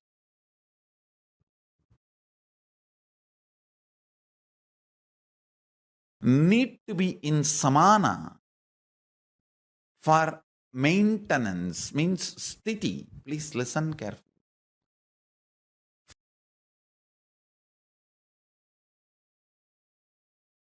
From the influence of the antimatter, matter manifesting is Big Bang.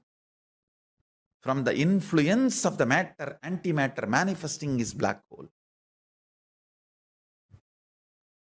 If there is a sustenance, life perception, matter and antimatter is balanced,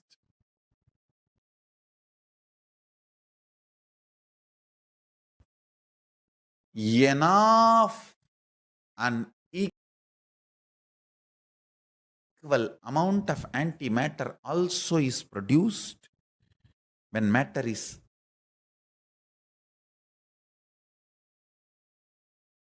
produced.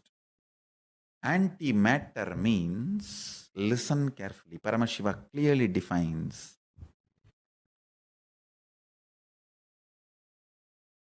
all the thought currents, emotions, patterns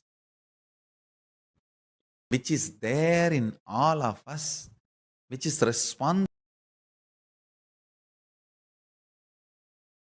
for our functioning, but which is not perceived as material, is antimatter.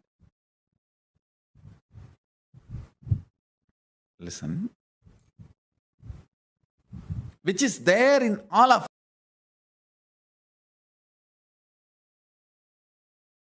us, patterns, emotions, thought currents, feelings, experiences,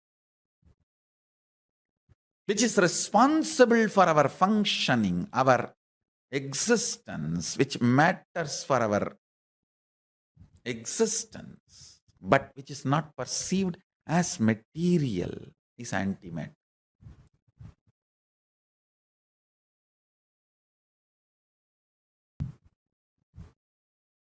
Enough quantity of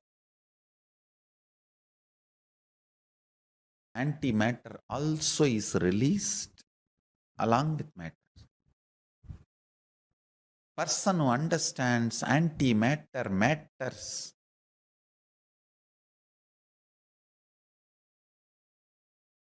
our life starts making the cognitions related to antimatter. I tell you, how much you avoid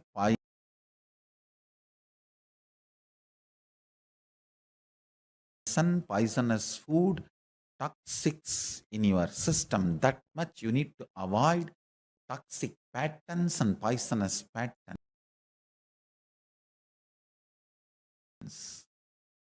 But unfortunately, you always recognize matter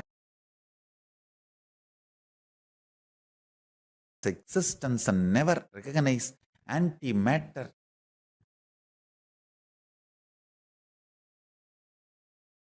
you don't give the due right to the antimatter in your life and fail, land in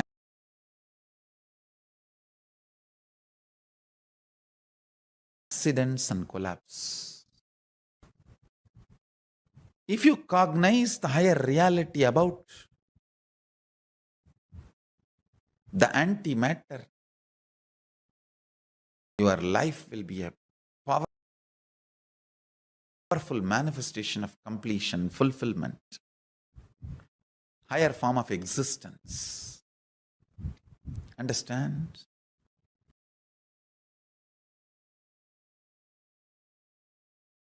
The first powerful cognition you need to cognize, whatever you perceive as matter, existence of your life, equivalent amount you need to perceive, cognize the antimatter component of your life. Antimatter, avyakta, unmanifest, drives the matter.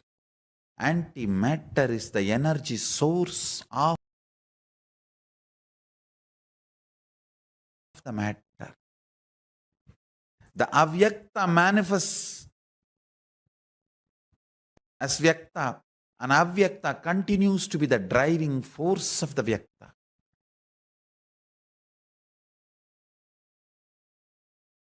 The mandala, space,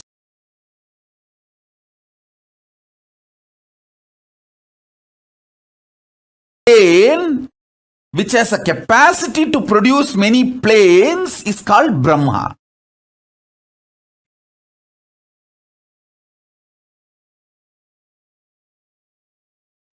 The heads of that Brahma is being swallowed by the black hole.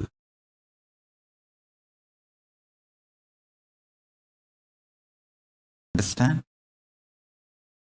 I am trying to give the description as closely as your logic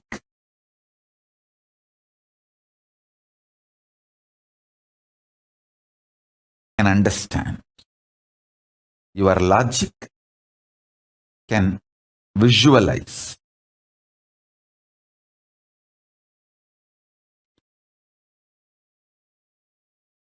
Brahma means space which can produce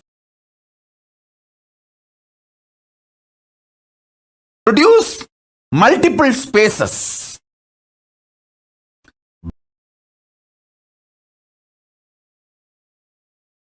Brahma is the energy which can manifest multiple energies. Like a sun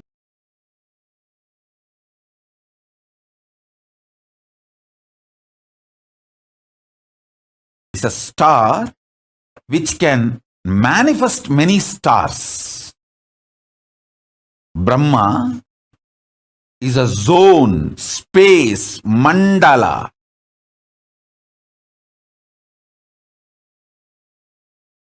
which can manifest many mandalas, zones, spaces, stars.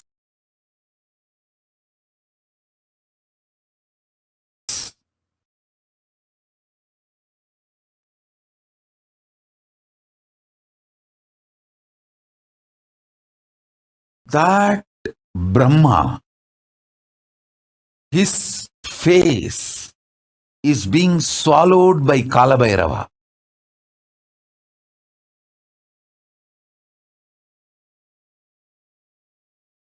Who manifests from the southern face, the Ahora face of Paramashiva. That is the beautiful story of Kalabhairava wearing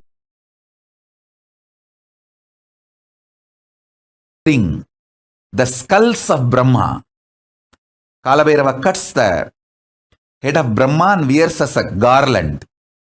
If you see all Kalabhairava,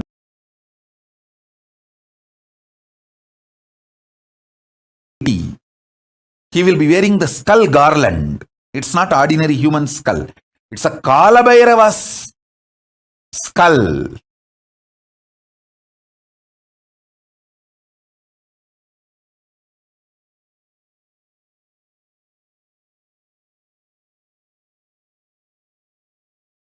Sorry, Brahma's skulls.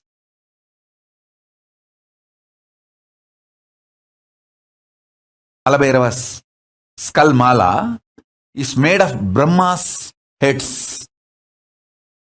It's not ordinary human.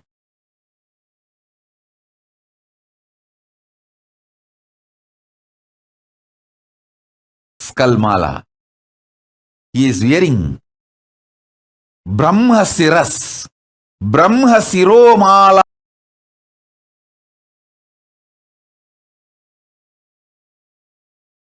Adari.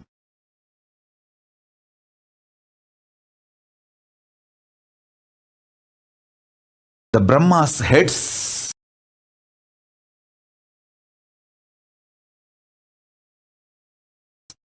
are worn as garland by Kalabhairava.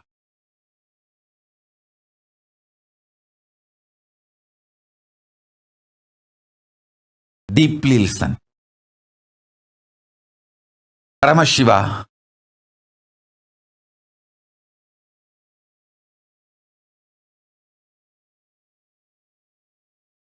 his 5-phase creation,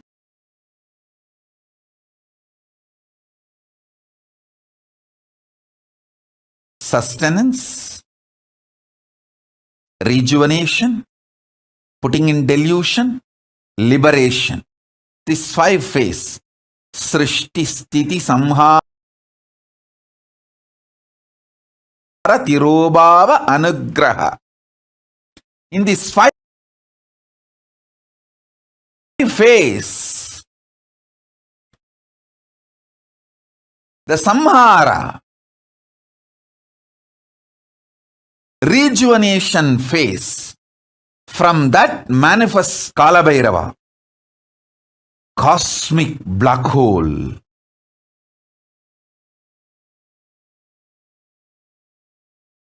That swallows Brahma's heads, Brahma Kapalas. Paramashiva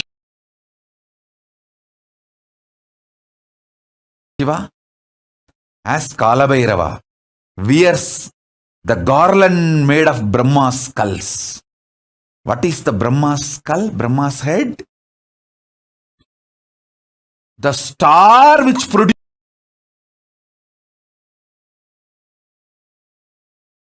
stars is Brahma's head.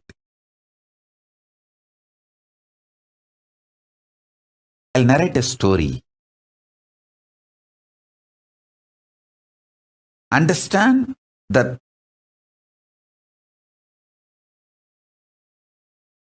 behind the story.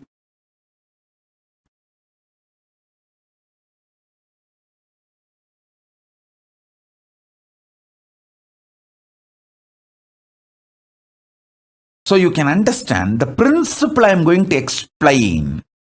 The principle I am going to explain is science of rejuvenation through collective integrity. You can understand that principle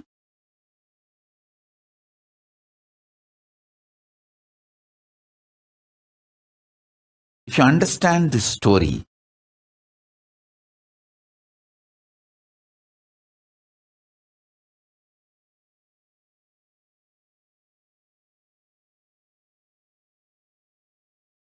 All of us know Paramashiva gave Sudarshana Chakra to Vishnu.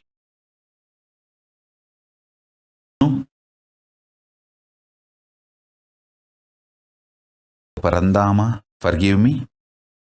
In any way,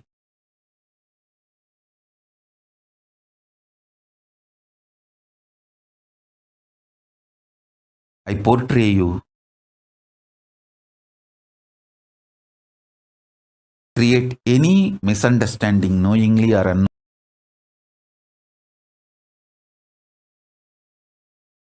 unknowingly. I'm just trying to narrate the story of Kailasa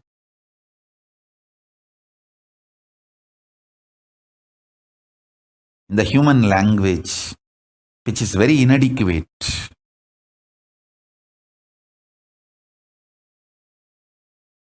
There is language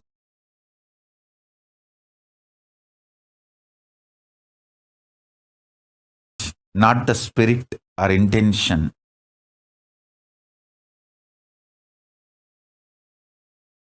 Listen to the story.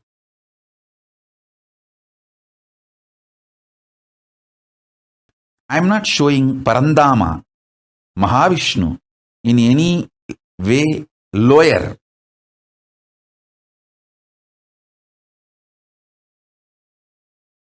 But when I am talking in the logic, in the language, which you all understand, it is always the comparison of higher, lower.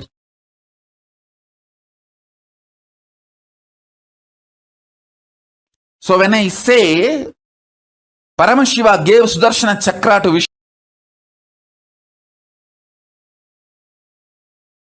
don't think Vishnu is some way lower. He is far more superior than you and me. So be very clear about that. So,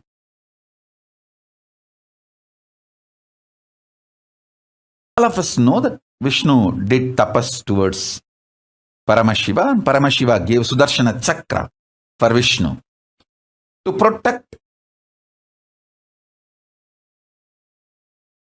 this creation. And once Daksha, the Brahma's son, did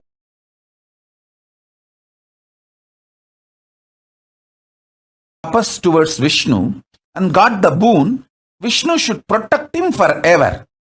Vishnu also gave the boon.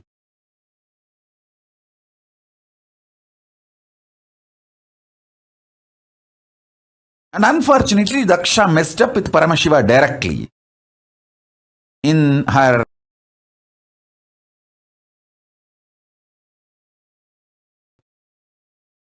in the issue of Sati, means his daughter, Daksha's daughter Sati.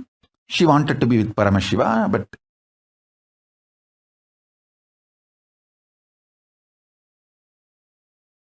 Daksha had his own opinions and he is so highly opinionated due to his ego and arrogance, and he tried to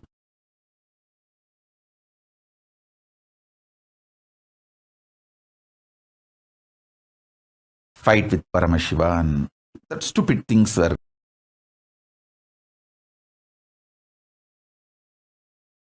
going on, and in his extreme attachment for her daughter, for his daughter,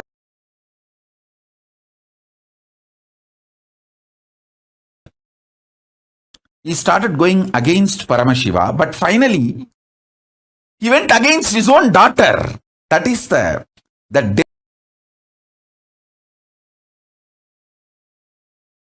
delusion and the blind spots. When you create a delusion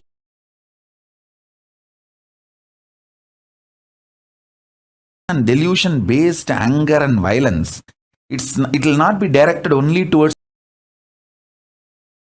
your enemy, it will be directed even towards the people whom you love, and finally it will direct itself towards you, and it's like a suicide. That is why the blind spot centric arrogance, the delusion based arrogance and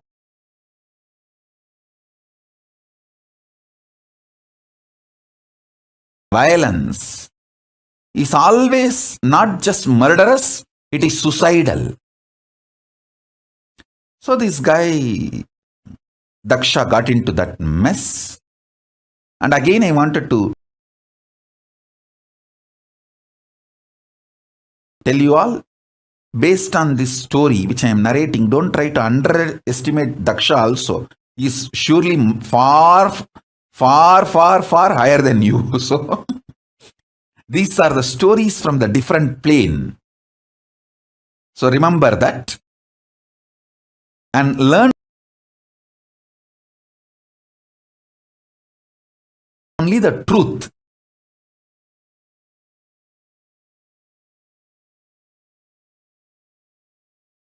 Learn the truth that you should not get into the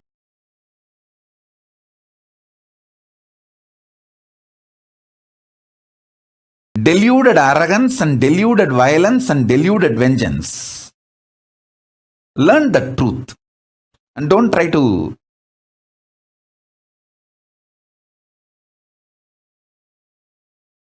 judge Daksha. Anyhow.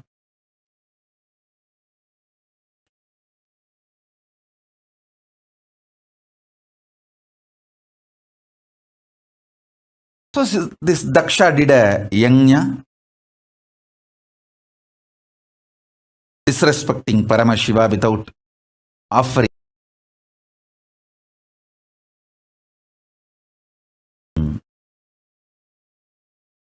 offerings to Paramashiva.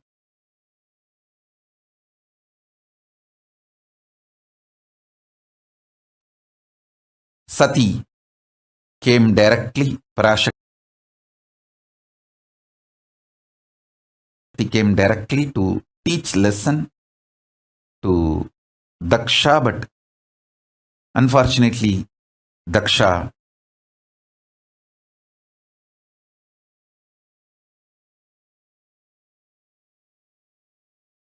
not only did not listen. See, when you are deluded, arrogance and anger is directed towards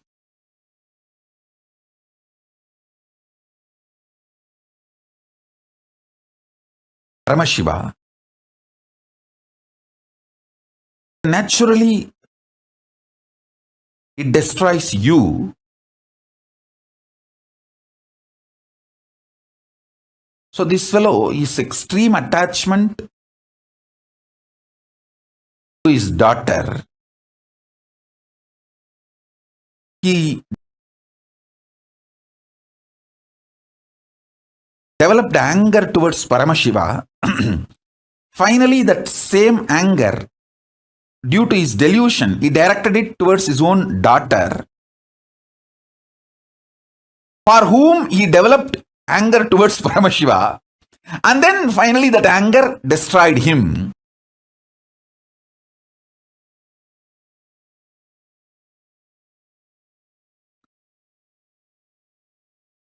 He directed that same anger on Sati, and Sati just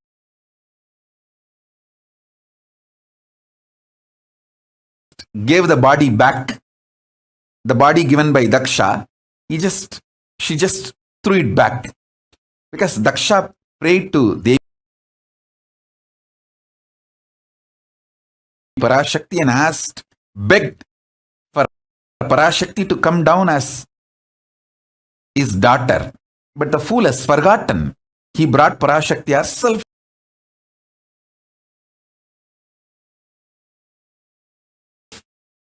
as his daughter, and he became deluded. Anyhow, you all know the story that she gave the body Daksha gave and showed her original form of Dasamaha Avidya, that she is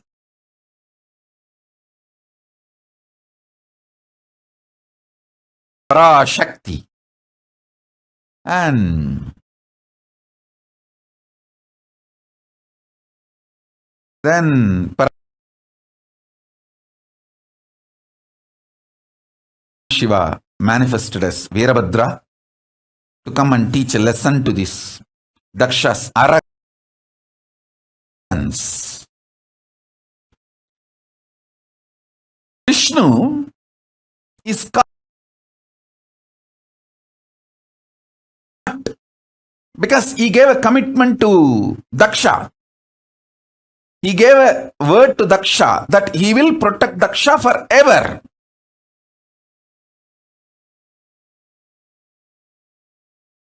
He has to maintain his integrity.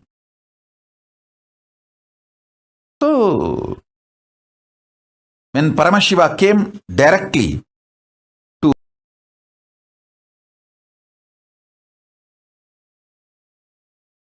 finish the Daksha Yajna in the form of Veerabhadra, and Daksha to teach lesson to the Daksha and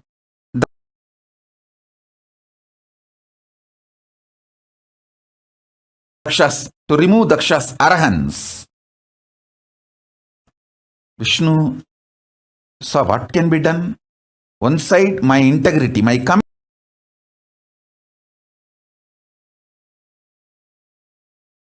commitment to my disciples, my devotees, that I have given a word, I will protect him forever.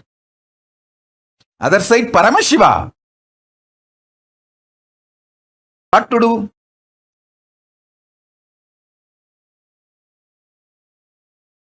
Decided, okay, let me try my best to keep my words. With all Paramashiva gave me.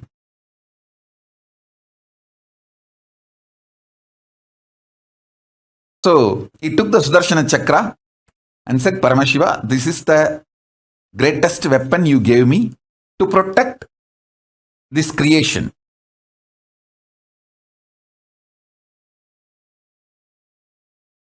And I have given a word to this fellow, Daksha, that I have to protect him. Because I gave a word, I will protect him forever.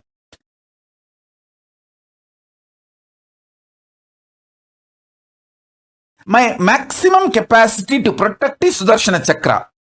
Now I am sending this towards you to protect my integrity, to keep integrity. So he sends the chakra towards Paramashiva. Simply one of that Brahma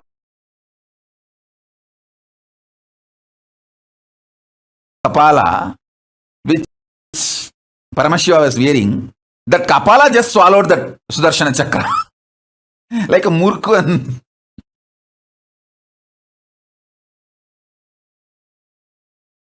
if you know the Indian snack murku, how you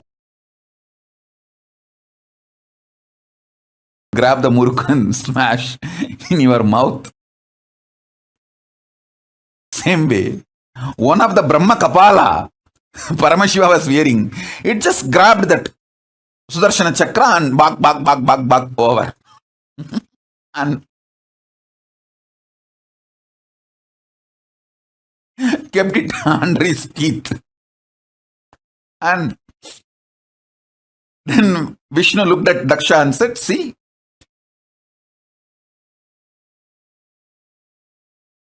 my maximum capacity is my Sudarshana Chakra. I have sent that. So I have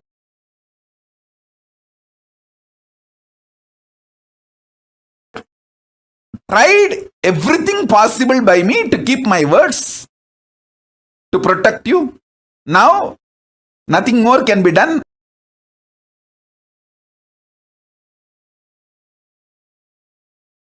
And he returned to Vaikuntha. He went back to Vaikuntha. And of course, you all know the story that Veerabhadra came and cut the head of Daksha.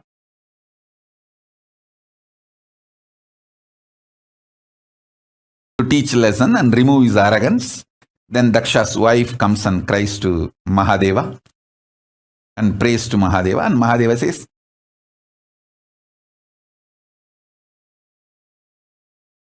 I am not against him. I am only against his arrogance. So, he is not my enemy. Only the part of his arrogance need to be removed. The arrogance need to be taught a lesson. So, he removes the cancer. And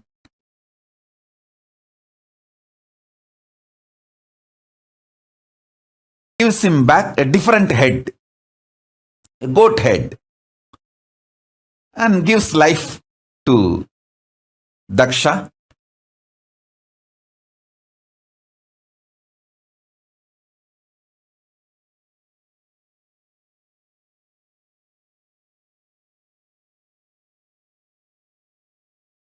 This story has some very deep significance. Women's Muladhara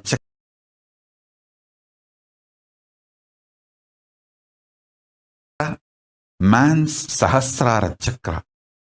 This too is the source for a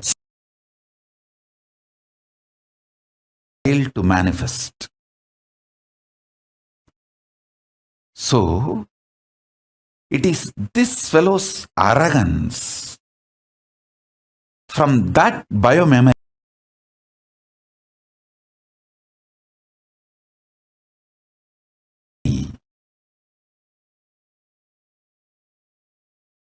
Sati's body also had one component. That is the reason Sati gave up that very body.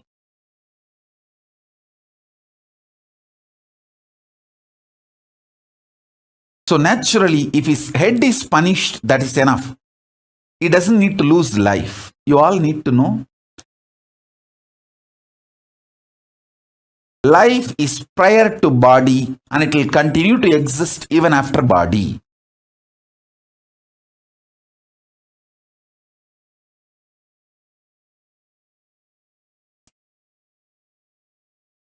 Beauty of studying Hindu Puranas, it is not just history,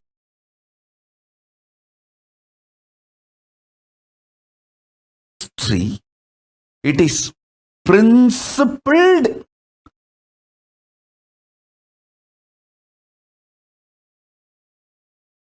philosophically defined real history.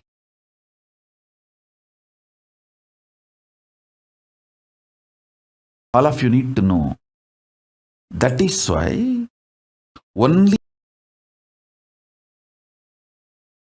if you understand the philosophy, you will understand Hindu histories are far more true, factual,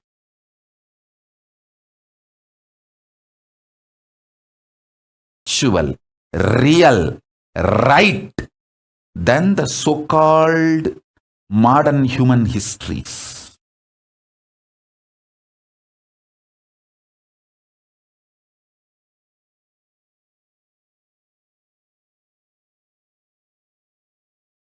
So-called modern human histories.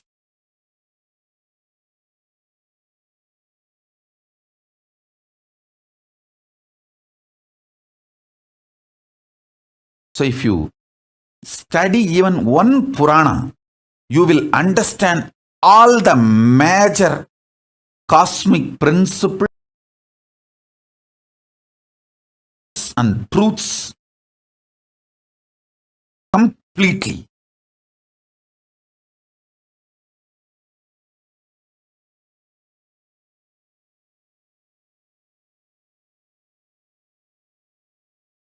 It's a very powerful revelation, very powerful truth.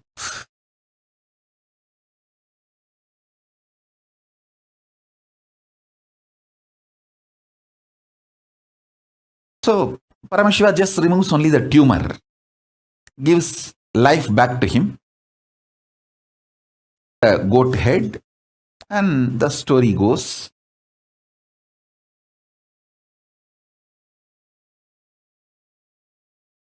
All this is okay.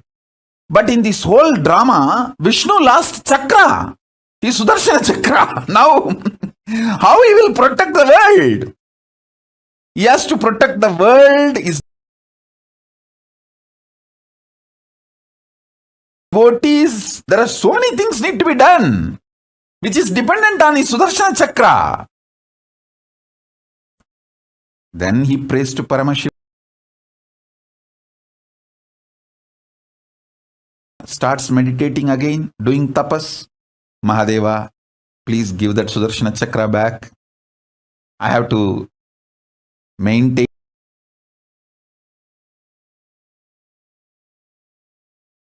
this universe. I have to protect this universe as per your order. Because you ordained me to protect this universe. In this, I got into the mess by giving a commitment.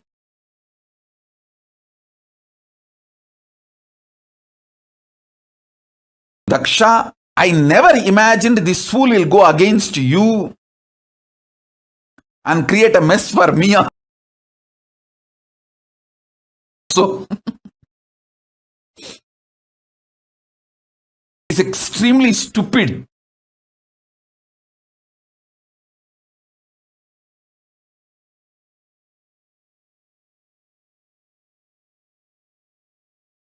So Kalabhairava appears and asks Vishnu, come on, tell me, what do you want?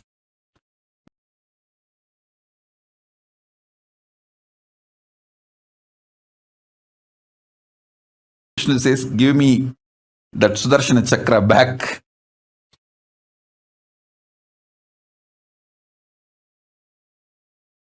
And Mahadeva just looked on the skull garlands he was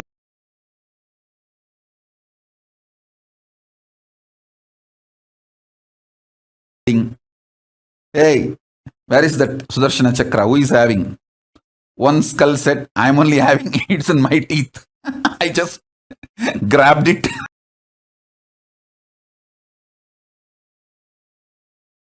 Because I was the nearest one when the chakra was coming, I just grabbed it and it's in my teeth.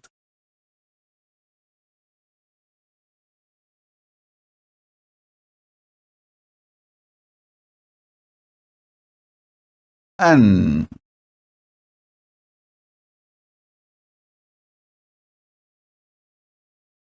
Mahadeva says, hey, give it back to him. That Brahma Kapala said, Mahadeva, I am ready to give now because I always obey your order. Immediately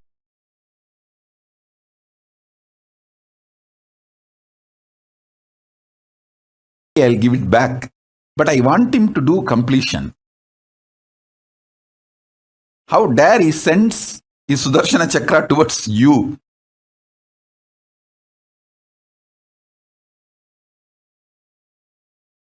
Let him reenact how he did it, then I'll give it back. See, listen, without the background music, you see anyone's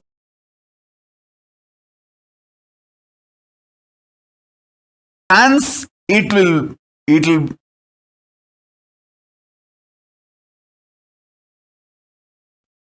not only it lose the context, you will laugh like anything.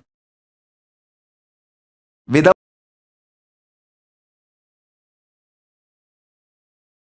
the background music, if you see anybody's dance, you will laugh like anything because it will look like a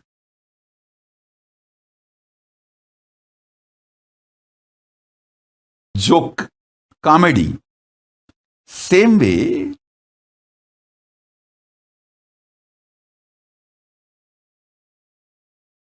without the emotion, see, when somebody acted out of anger,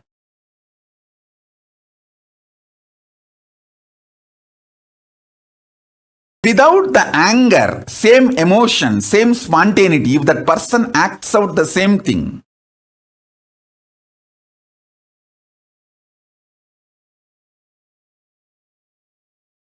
it will look like a comedy. Completion is all about making all your past lose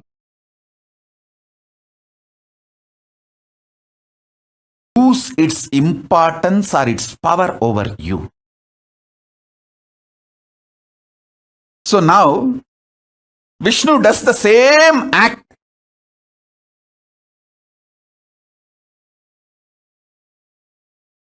How he spontaneously sent his Sudarshana Chakra without the same emotion.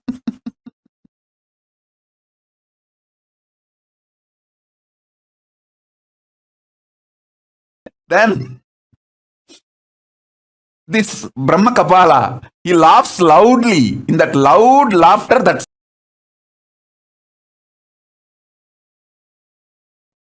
Sudarshana Chakra comes out and falls on the ground. And Vishnu touches Mahadeva's feet.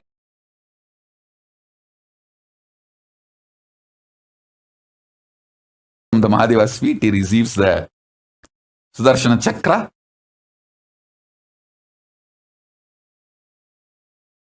Parandama, forgive me. Anyway, I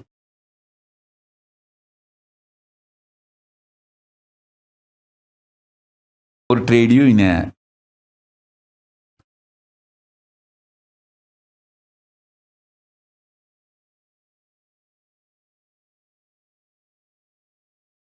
dim light.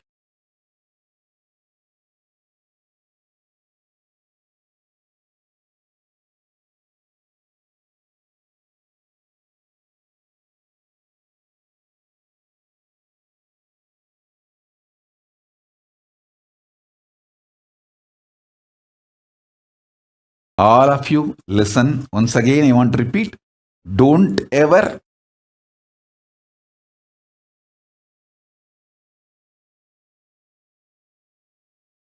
underestimate Parandama Mahavishnu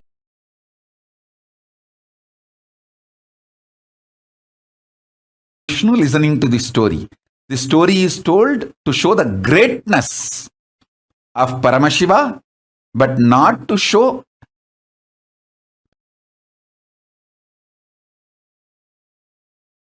Parandama in any dim light or low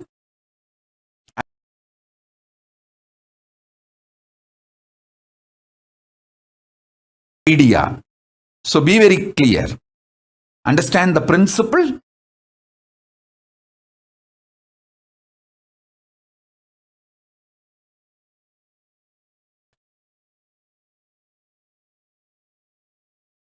Don't try to have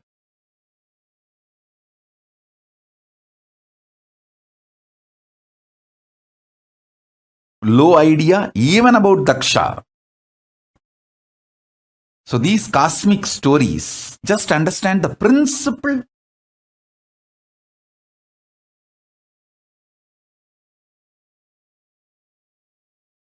I'm trying to convey.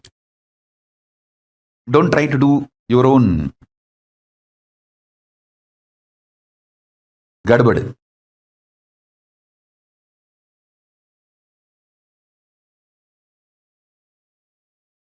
Your own judging and creating mess.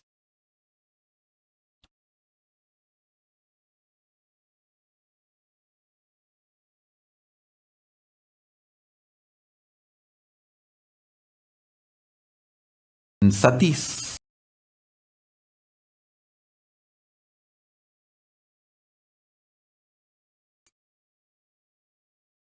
existence, the deep devotion of mother,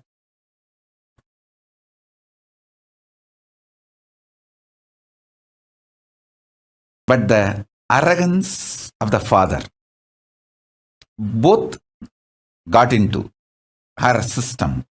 The muscle memory of the deep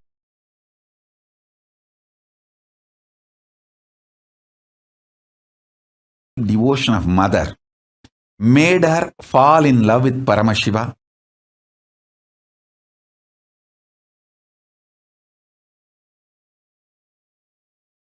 But the arrogance strain came from father's biomemory.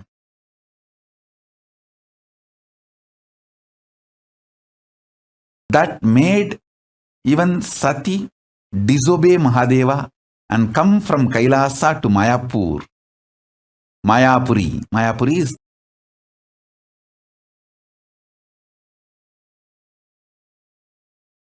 present day Haridwar. To teach lesson to Daksha. Mahadeva told, hey, he will not listen. Listen.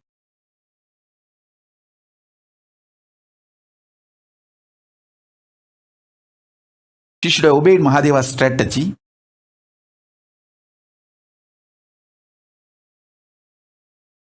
But the strain of Daksha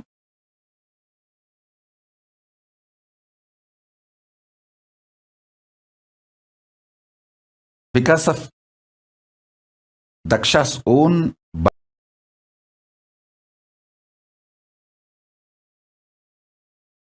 memory.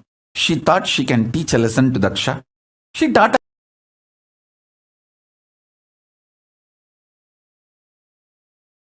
lesson in a different way, but anyhow, understand the story, whatever has happened.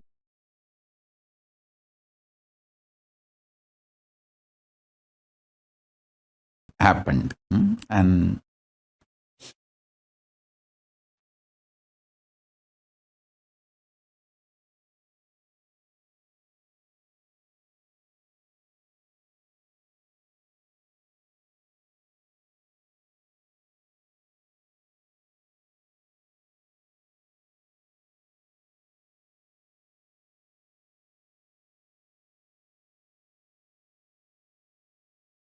the multiple important truths you need to understand.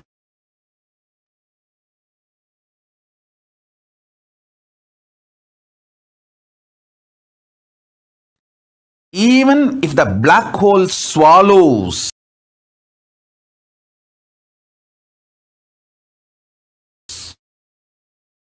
the thing swallowed by the black holes does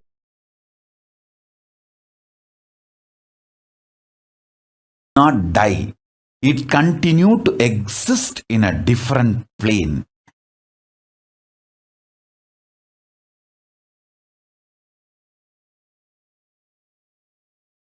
For example, if the Brahma set is cut off, it is supposed to be dead.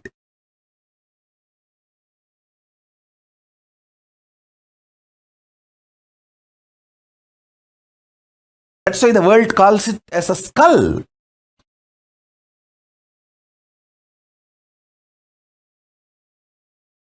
But that skull is not dead. It is so powerful even to swallow the Vishnu chakra.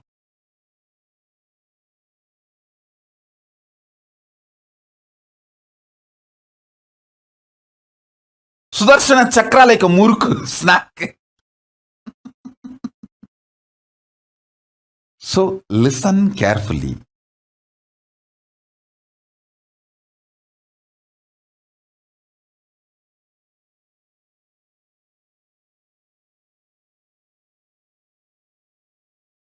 You don't have death. There is nothing called destruction.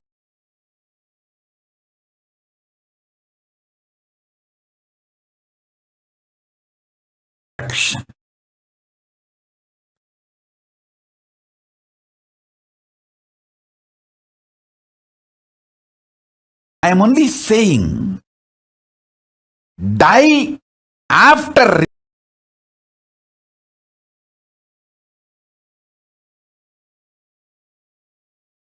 realizing there is no death.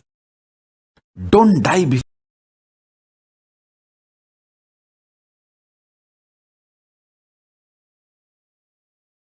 that. Because if you die before realizing there is no death, you may have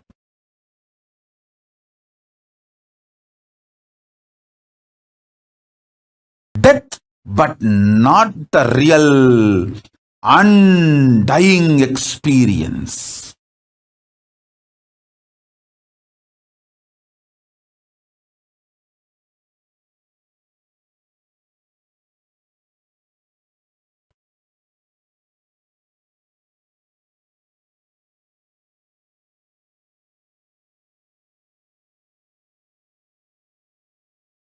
Listen carefully.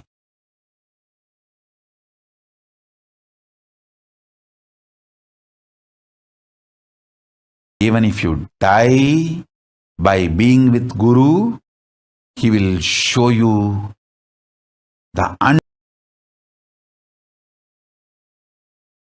undying component of you when your body stops functioning. Even your death will be liberation.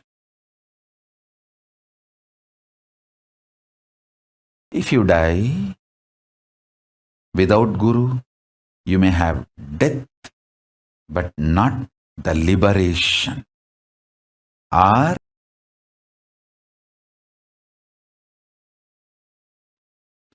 realization of undying during the death. You will be just born again and again.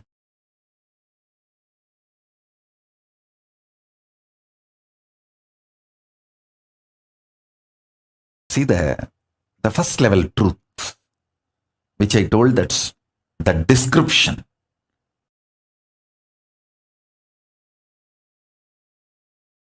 Of the scene where the face of Aghora, of Paramashiva, manifests Mahakalavhairava, and like black holes swallowing the big bangs, Brahma's heads,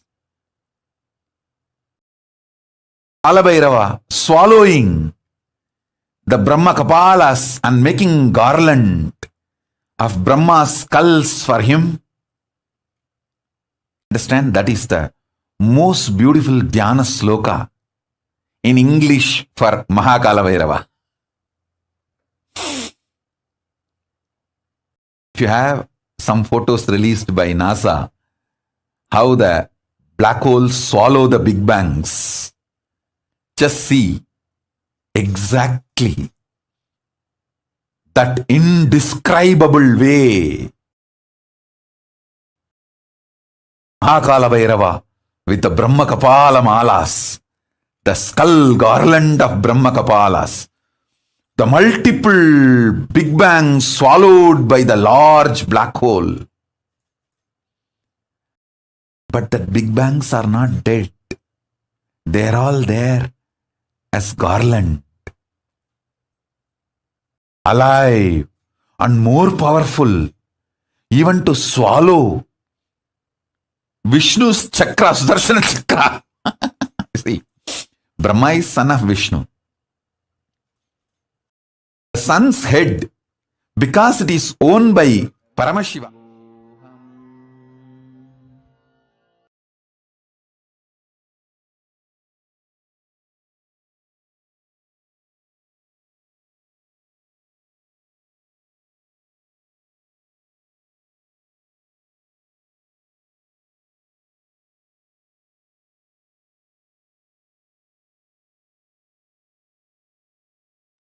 Tadpriya. Tadpriya.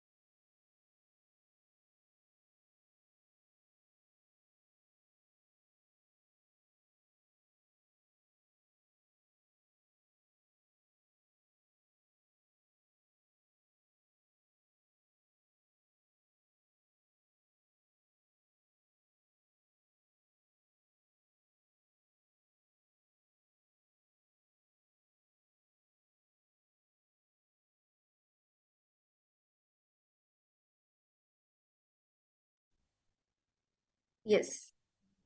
Nithyanandam, to all the participants, I compete with all of you for the technical glitch being caused. Nithyanandam. So that was a very beautiful understanding all of us got about the universe.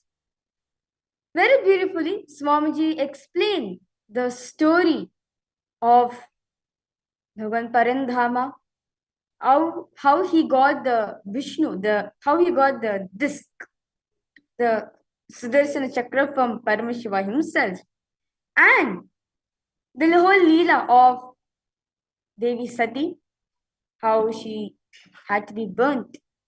And at the end, she came and asked Paramashiva to do something. And how Vishnu gotten back his Sudarshana Chakra and the whole existence. You understand? This whole happening is for us to understand that universe has 5 different components. Like we only know about the Big Bang black hole. But Swamiji shares there's something called the B hole, the grey hole, and the hole. The whole is the universe. So, with this context, let us now dive in deeper into the truths which Swamiji has beautifully revealed. To understand from the influence of the antimatter, matter manifesting is Big Bang. And from the influence of the matter, the antimatter manifesting is black hole. So, is everyone understanding this? Now, from antimatter only, antimatter, matter comes. That happening, that manifestation is nothing but the manifestation of Big Bang. Now, when the matter is going back to antimatter, that is black hole. Understand? This whole creation came from antimatter to matter, which is Big Bang. And each time, there is rejuvenation happening, where the matter is going back to the antimatter, which is the black hole. So understand, the Big Bang, matter comes, antimatter comes from the matter is Big Bang, and matter going back to antimatter is black hole. So now very beautifully Swamiji is saying that all the thought currents, emotions, patterns, which is there in all of us, which is responsible for our functioning, but which is not perceived as material, is antimatter. See, many times in our life, not many times actually, in our mind, we have too many thought currents. Only when we choose one thought current, we start thinking. Till then, it's just a flow of thoughts. Same way, only when you decide to take one thought current, put in action the thought current which is responsible for a functioning. See, understand, we have so many thought currents, but not all the thought currents responsible for a functioning. Some of the thought currents is responsible for functioning, but the rest of the thought currents which is not perceived is antimatter. The thought currents which we have perceived, which we have gave life to, the process of thinking started happening to, that is the manifestation of Big Bang. From this understanding of antimatter, please take a few minutes and I request all participants now to take answer how Big Bang is constantly happening inside of us. For example, from your thought currents of your life is for others. Maybe responsible for your success at your workplace. Look in and see how your antimatter is giving birth to Big Bang continuously. Because all participants to look into your life, how this is happening continuously. As very beautifully Swamiji shares that when we say the process of we are thinking, when you say you're thinking something where we are actually not thinking, because there's so many streams of thoughts happening inside of us. Only when we decide to choose one thought current, only when we decide to perceive, give life to those thought currents, it becomes an matter.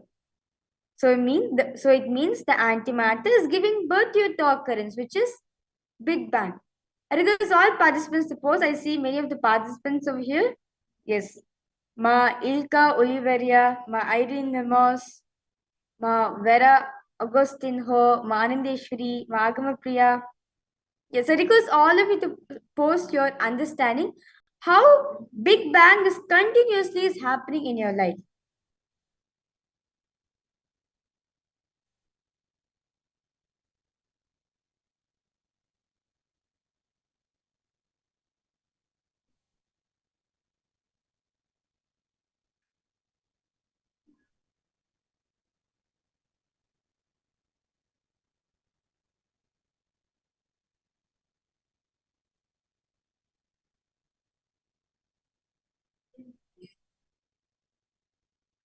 Yes, Ma Vigneshwari, yes, you can also post more your understanding. Ma Agama Priya, Ma Ivana Grebener, Ma Bastain, Neville Das, because all of the post your understanding how the Big Bang, how continuously thought currents are happening in your life. But only when you choose to cherish that thought current becomes Big Bang. Because all of you to see in your life how this is happening, how you are manifesting Big Bang within yourself.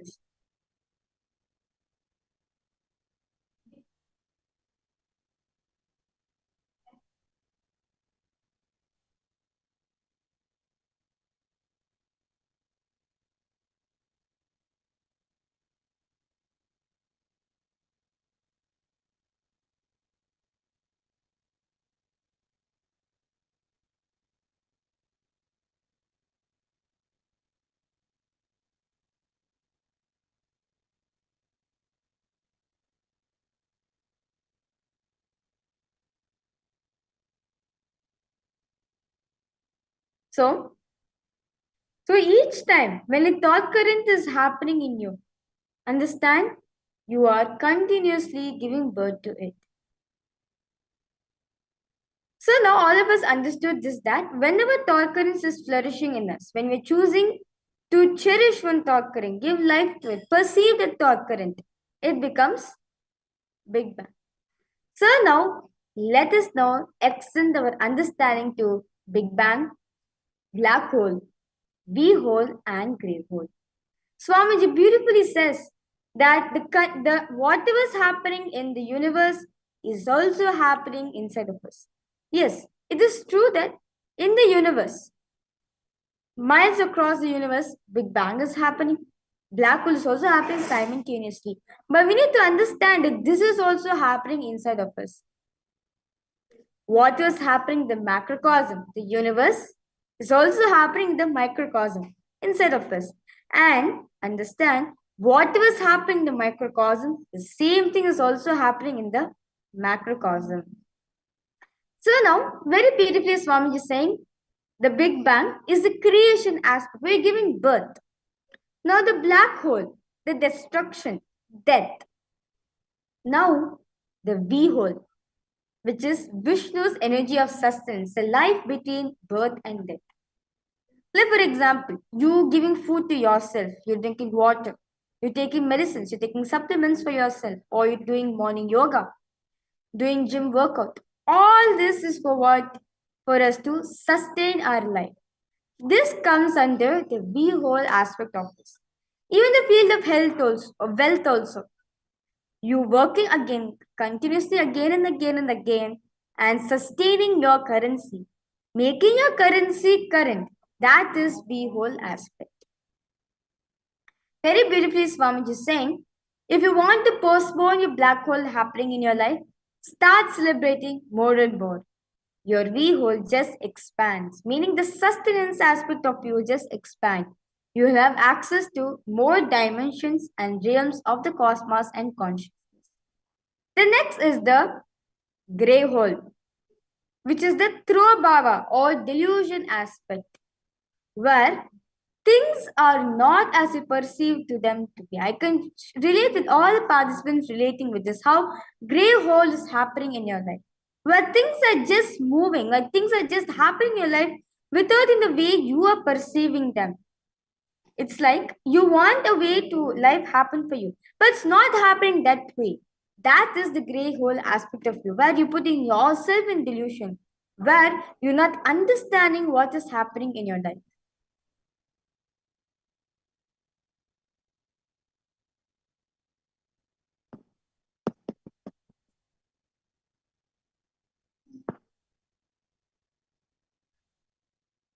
Yes. So, yes, ma Vera Agustin ho, ma Vigneshwari, ma Shanta Yogamayi, ma Anandeshwari, because all of you relate and see how this is happening in your life.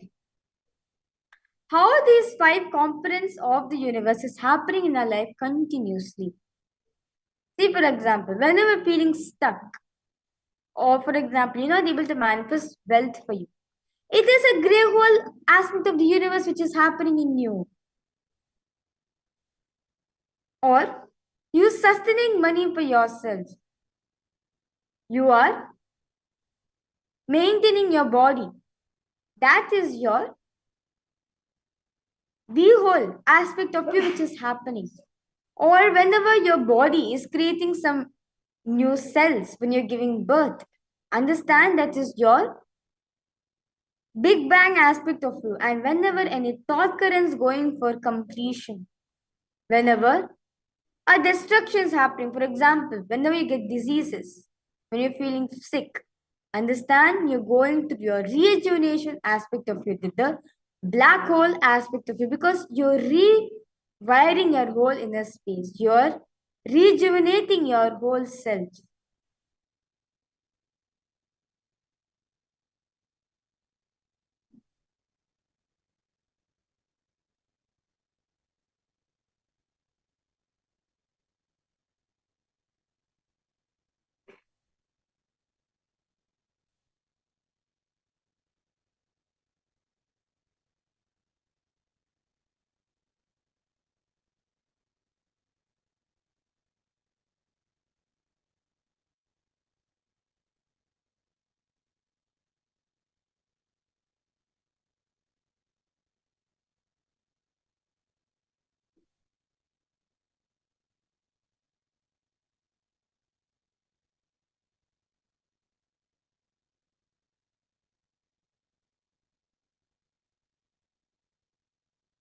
Okay.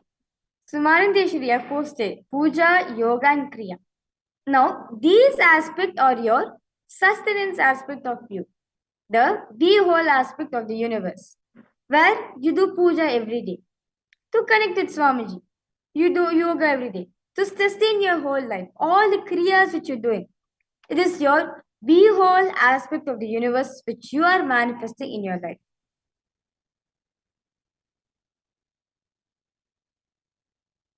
So, understand now this gray hole aspect. I'm pretty sure all the participants, all of you can relate with this, where things are not manifesting the way we want to manifest. Instead, it's happening the way it want to manifest. What we call as we are not able to manifest what we want in our life, what we consider as suffering. All those situations falls under the gray hole aspect of you, where you feel stuck, where constant, you're not able to move forward. That is your stagnant. Where you're not able to move forward, you do not know what to do. But life is just moving without the way you want it to. That is your gray hole aspect of you. But understand, you can also come out from this gray hole and experience your whole. When you understand this whole celebration, when you just understand the easiness of the cosmos, meaning when you just understand I'm only creating, I'm only sustaining, I'm only rejuvenating, I'm only putting myself into delusion, I'm only pulling myself out of delusion, and I'm liberating myself.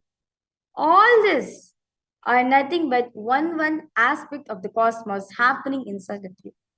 When you understand all these are happening in you at a time, and you have the power to unclutch and manifest the way, change the whole scenario, the way you want to manifest is the whole, where you are one with the whole existence. where you're in the present moment. That is the whole.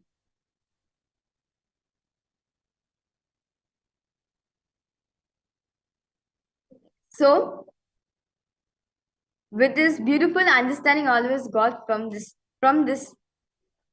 session where Swamiji is beautifully speaking about the what was happening. Okay, Manadesh is posted unclutching meditation. Yes, but that also comes under your whole aspect of you, where you are unclutching from all the situation what's happening, from all the patterns that you're having. You're unclutching from it. Where so they can experience whole Paramashiva. So, with this beautiful experience, understanding all was got from this session, let us now move ahead to the power manifestation.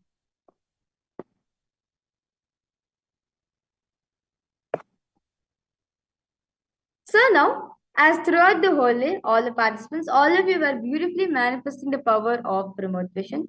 In this round, all of you are also going to manifest. So now, I have projected a house pictures for all of you.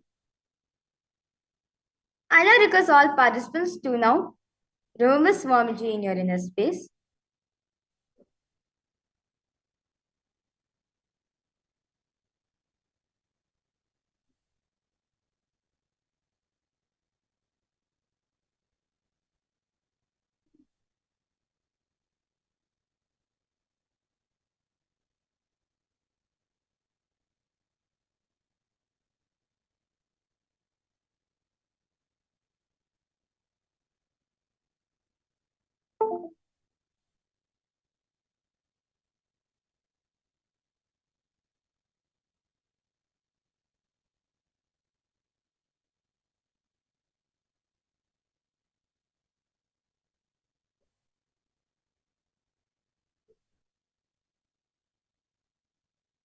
Now, because all participants to now start chanting the Mahavakya within yourself. You can chant along with me. Om Nithyananda Paramashivoham. Om Nithyananda Paramashivoham. Om Nithyananda Paramashivoham. Now, because all participants now look with all your three eyes at this picture, this beautiful house picture.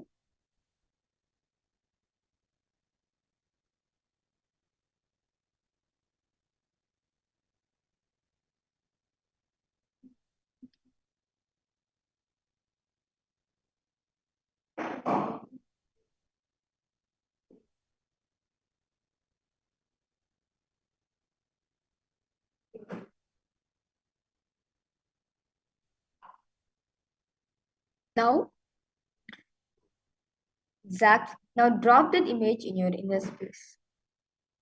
Ask Swamiji to reveal the living room of this house, the color of the living room, the wall material, the wall color, the flooring texture, the flooring color, whether the house is fully furnished or not. I request all participants to scan. Ask Swamiji to reveal you in all these details. You'll see, immediately you ask him, he will give you even more details. The more detailed question you ask him, the more details answers he is going to give it to you. Because all participants now start chanting the Mahavakya. Ask Swamiji to reveal you the living room of this house.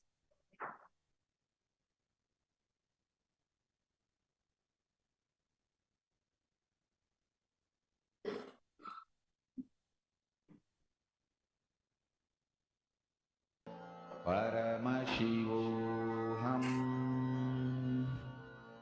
Om Nithyananda Paramashivoham.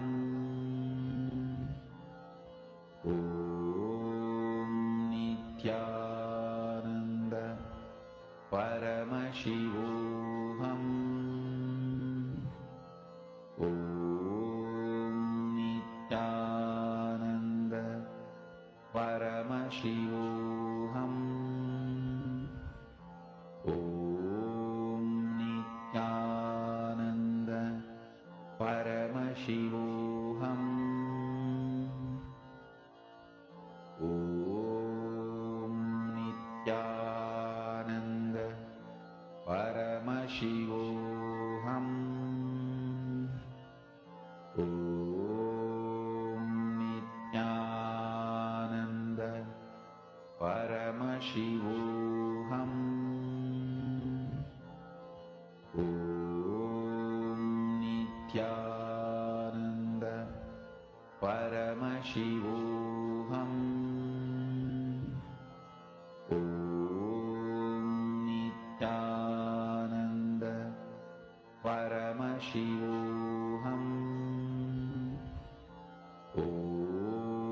Nithyananda Paramashivoham.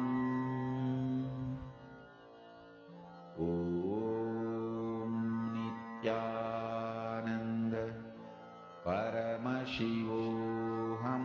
Om Nithyananda Paramashivoham. Om Nithyananda Paramashivoham. Om Nithyananda Paramashivoham. Om Nithyananda Paramashivoham. Om Nithyananda Paramashivoham. Om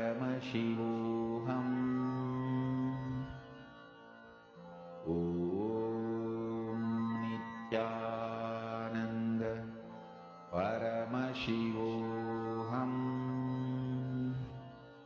Om Nithyananda Paramashivoham. Om Nithyananda Paramashivoham. Om Nithyananda Paramashivoham. Om Nithyananda Paramashivoham. Om Nithyananda Paramashivoham. Om Nithyananda Paramashivoham.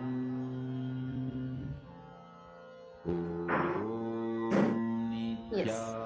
So now I request all participants to open your eyes and start revealing whatever Swamiji has showed for you.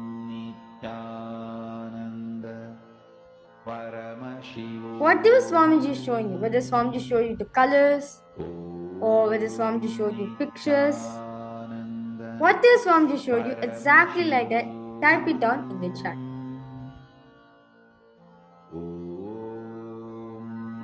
Nithyananda Paramashivoham.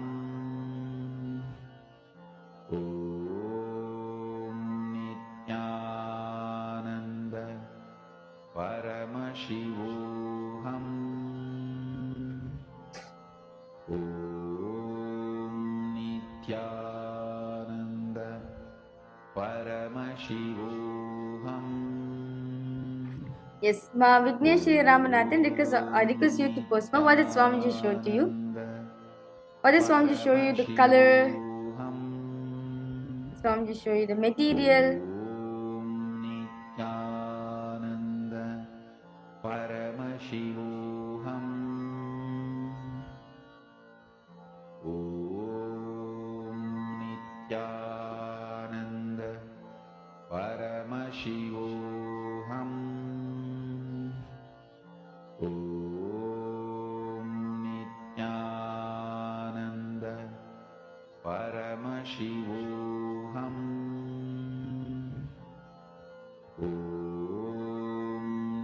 Nithyananda Paramashivoham.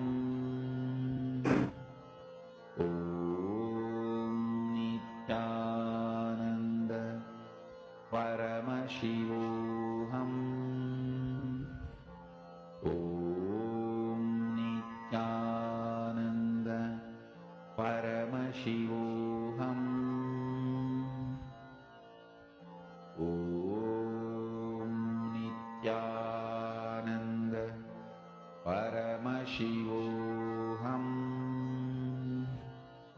Om Nithyananda Paramashivoham.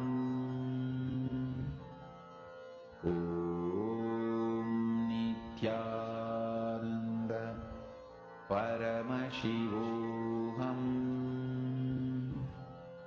Om Nithyananda Paramashivoham. Om Yes. Nithyananda So now I request all participants to let us now verify the house. So now you can see over here, this is the entrance of the house. You can see it's quite a big house. You can see from outside there's lots of trees, like bright trees and bushes around. And there's a staircase which has black color railings. Om Nithyananda Paramashivoham. Om Nithyananda Paramashivoham. Yes.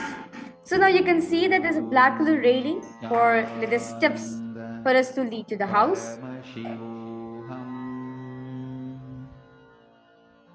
Om Nithyananda Paramashivoham. Om Nithyananda So the moment you enter the house, this is how the house will look. Well, it has so many there's so many ways. So you can see that this is a staircase leading upstairs, and there's the kitchen. Om Nithyananda Paramashivoham. So this is the outside scenario of the whole house. You can see how beautiful it is. Right. So you can see the front entry. So you can see the most of the house is like white color, like has little like it's kind of like off-white color, and also is the whole flooring type is like wooden brown, like very light brown color. You can see that very clearly. And also this house is quite spacious. It's lots of rooms and everything. You can see that. So that's wonderful. For all the participants who have manifested, so that's wonderful. Yes, if you have seen like white color, or if you have seen even the kitchen also, you can see very beautifully the kitchen is single kitchen. You can see it's attached to the wall, and cabinets are white color, and it's actually it's like a sticker. It's actually the wall of the kitchen is plastered. You can see it's like plaster covering. And you can see the counter is like kind of marble construction, it's a bit shiny. Yes, so for all the participants, because all have to verify whether they have manifested or not. Yes. Paramashivoham. Om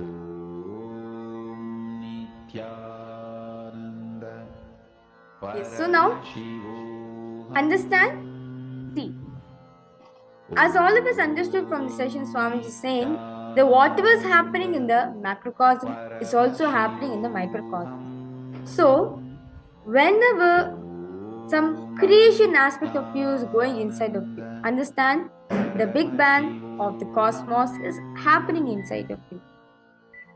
When the Big Bang is happening in the universe, it's also happening inside of you. When there's a black hole happening somewhere in the universe, it is also happening inside of you also. And whenever we sustain anything, such as the body, the wealth, the career, or the relationship, to keep it healthy, all these things we do to keep the relationship stable, sustainable. That is the we whole aspect of the universe which is happening in your life. And now the grey hole. The grey hole aspect of you is whenever you put yourself into delusion, where whenever life is happening, but you're not able to perceive it, where it's not manifesting the way you want it to manifest, where it's just happening the way it's manifesting, or you're feeling stuck, you're feeling so stagnant. All these are different aspects of life which is happening. So now, as we understood what the 5 different types of universe, how it's happening in the macrocosm, it is also happening in the microcosm in our own life. So now let us now move ahead to understand who is Bhagwan Lingamurti, as he symbolizes the unmanifest manifest, meaning the unmanifest aspect of Paramashiva, which is formless, which we cannot describe in words. How he has manifested for all of us to worship. Like for all of us, Swamiji is the manifest aspect of the unmanifest Paramashiva. Same way, Bhagwan Paramashiva assumed the form of Lingamurti so that we can relate with him, start relating with him.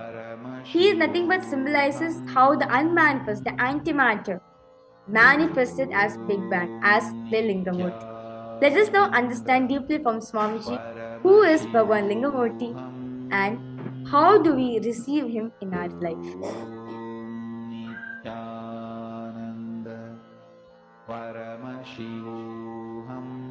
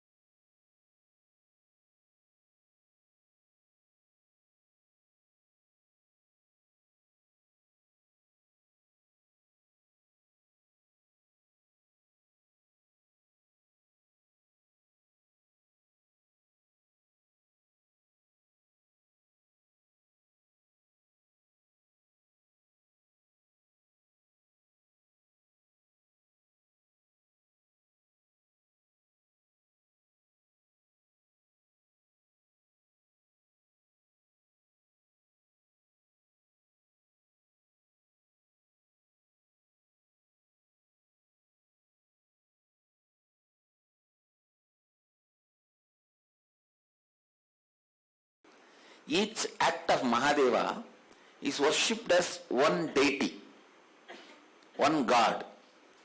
His act of cutting the head of Daksha is Virabhadra. His act of cutting the head of Brahma is Kalabhairava. So each one of his act becomes one deity. His act of appearing as the pure light for Vishnu and Brahma, that is Linga, Lingodbhava. That form is only worshipped as Linga. So each act by him becomes one deity. When he liberated Chandra from the curse of Daksha, and gave him Sami Mukti. That form is worshipped as Chandrasekhara, Somanatha.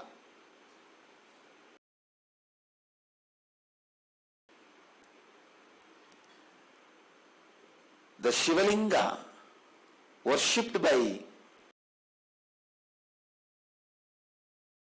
Chandra and got liberation. That temple is near Tiruvarur. After the liberation, Sami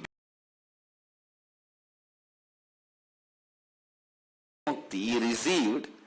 The temple he built is Gujarat Somanatham. Otherwise, the Shivalinga which he worshipped and got liberation from his curse and got the Samibhya Mukti is in Tiruvarur. There is a beautiful temple in the bank of the Vodamboki river.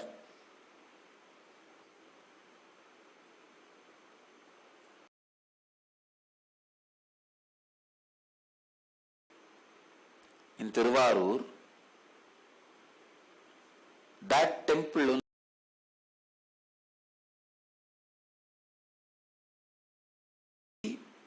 where Chandra worshipped Mahadeva and had liberation from the curse of Daksha and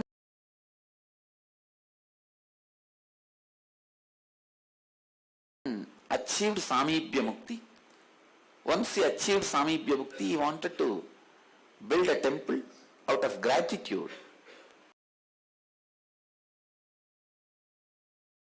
with all the grandeur to show his glory.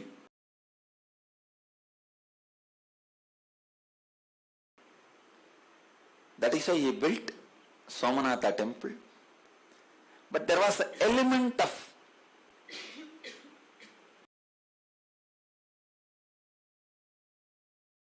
idea that he wants to show his glory.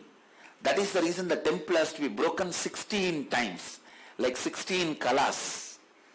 Each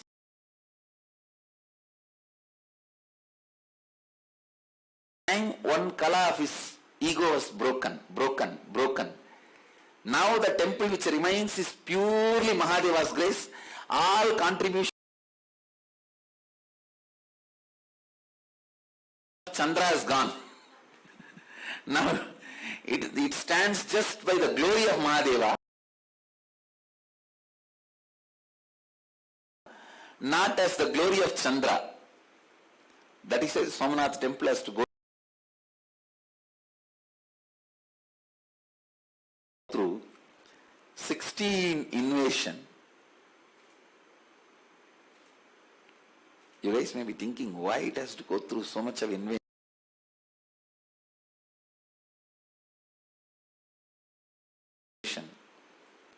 Because the builder has little arrogance of his own incompletion, of his own. Each of the 64 manifestations of Paramashiva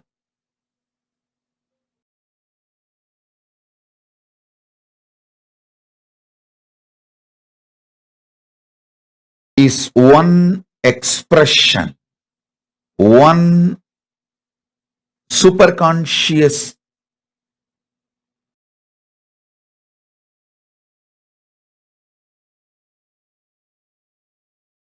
manifestation, one of the superconscious mutation of Paramashiva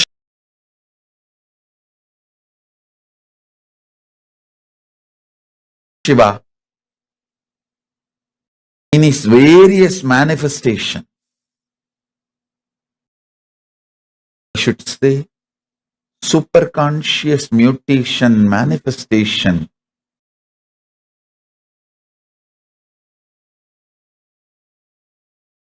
of Paramashiva is countless.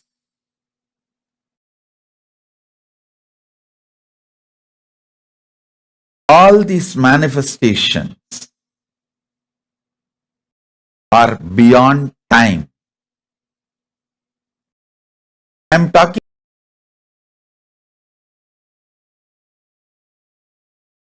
about 64 because he revealed 64 to planet Earth for all of us to know.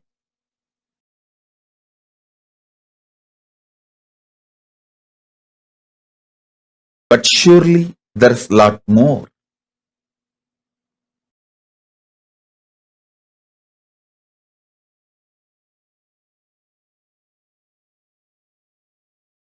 For all of us, what we need to know is revealed. Understand?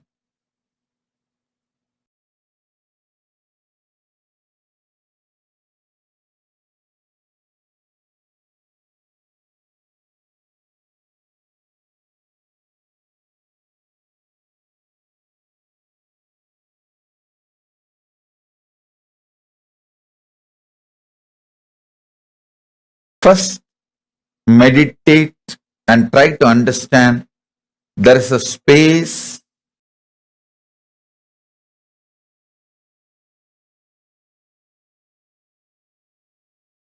without past, present, future, just is.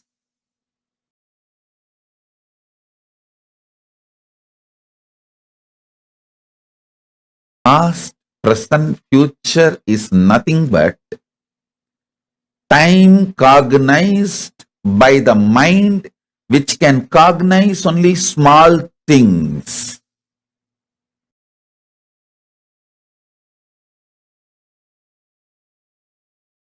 Which cannot cognize the pure isness.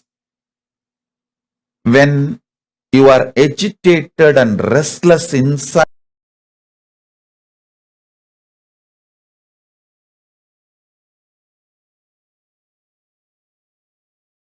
kanda, small, small, small. When you are peaceful, unclutched, powerful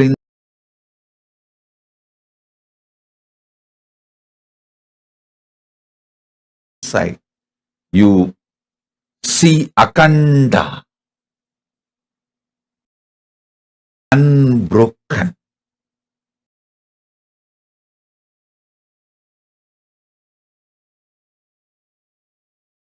Which is no Jesus. Pure akanda. That is why in Hindu tradition, time is always shown as circular, not linear. It is circular.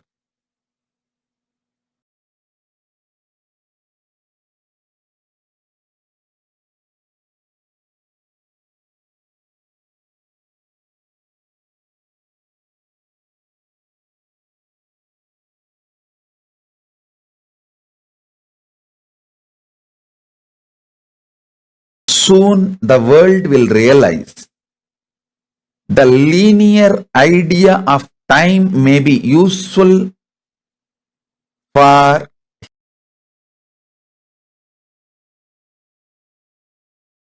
history documentation.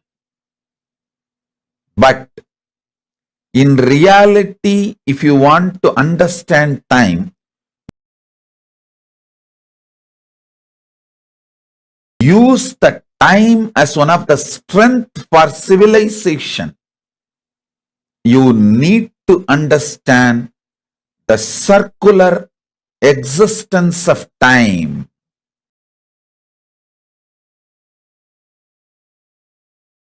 Listen. For your day-to-day building a house or surveying the land, and the idea earth is flat is useful, but to understand the whole universe,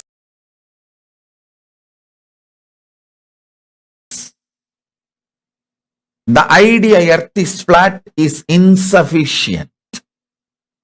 You need to come to the truth earth is globe.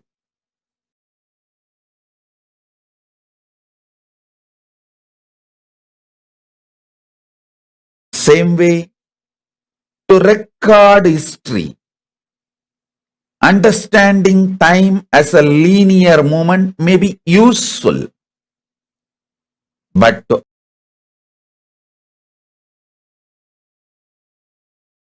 understand time in reality, realizing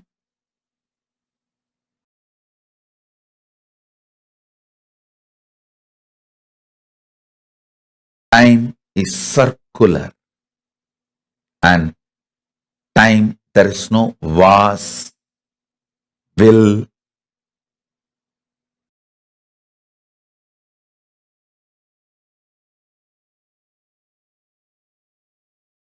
time is, time is.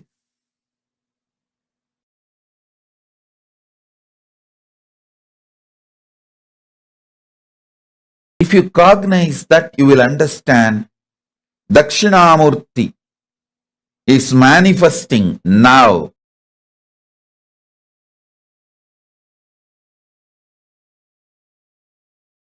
Paramashiva is manifesting as Linga now.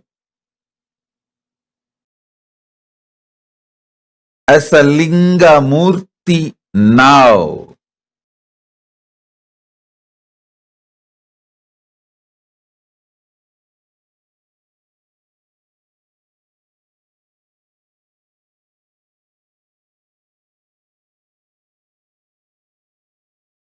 Paramashiva is manifesting as Lingodbhava Murti now. Understand?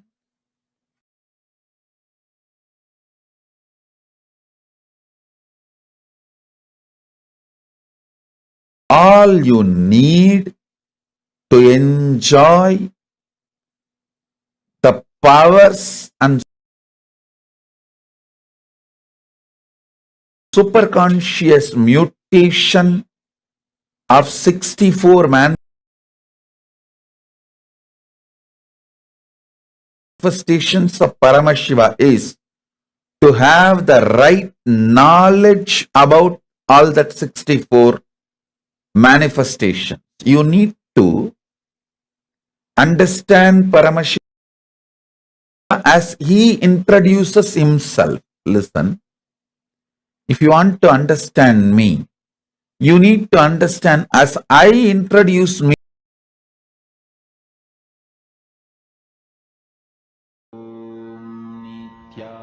Nithyananda Paramashivoham.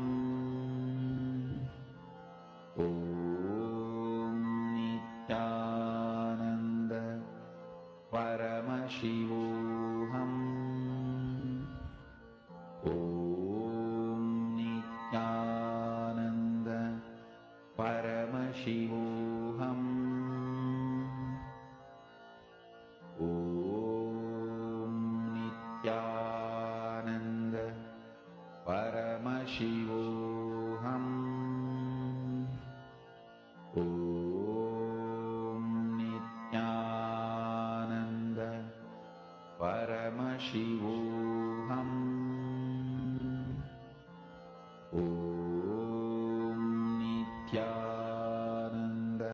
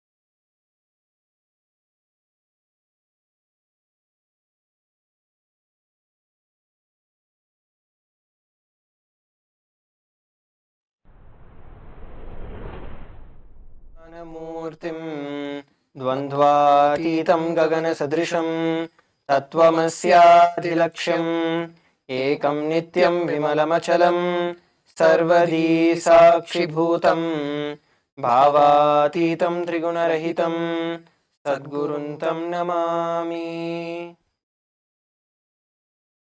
Nithyananda, everybody. We welcome each and every one of you once again for today's Paramashivoham, where we are experiencing and learning a lot of new things in our life. And as we prepare to receive the darshan of the Supreme Pontiff of Hinduism, our beloved Swamiji, today we are actually going to learn about something which is very, very interesting, which is a session where we are going to be sharing with every one of you about how Swamiji is actually reviving the entire Sanatana Hindu Dharma. So myself, Srinitya Sundareshwarananda, and joining me we have Srinitya Tatwananda Maharaj. So both of us would be taking you through this journey. And once again, I'd like to request all of you to come and be seated. Some of you are missing from your cameras. Please come and be seated. And make sure that you also have your videos on. And we're also going to make this a more and more interactive session. So I have the YouTube. I'm going to be having the YouTube and other social media platforms open with me. So if you have any comments, go ahead and post your comments in the YouTube chat, in the Facebook, and we shall answer your questions. Okay, so it's going to be a very interesting session. So let's take this opportunity to see what we can learn about today. So the topic that we are going to be learning about is the Nithyananda Sacred Arts University, and this is something where every one of us can get to learn. You might have come to temples, right? Every one of us have gone to temples. You've seen various deities. You've seen the beautiful carvings, beautiful intricate designs and all of that. What we are going to be learning today is about the Nithyananda Sacred Arts University, which is the world's largest producer of these temple related items, temple related monuments, let's say right from building the temple to everything that is needed to run a temple. It is from the Sacred Arts University, creating a beautiful Vedic civilization. Let's actually look at a small video about Sacred Arts University.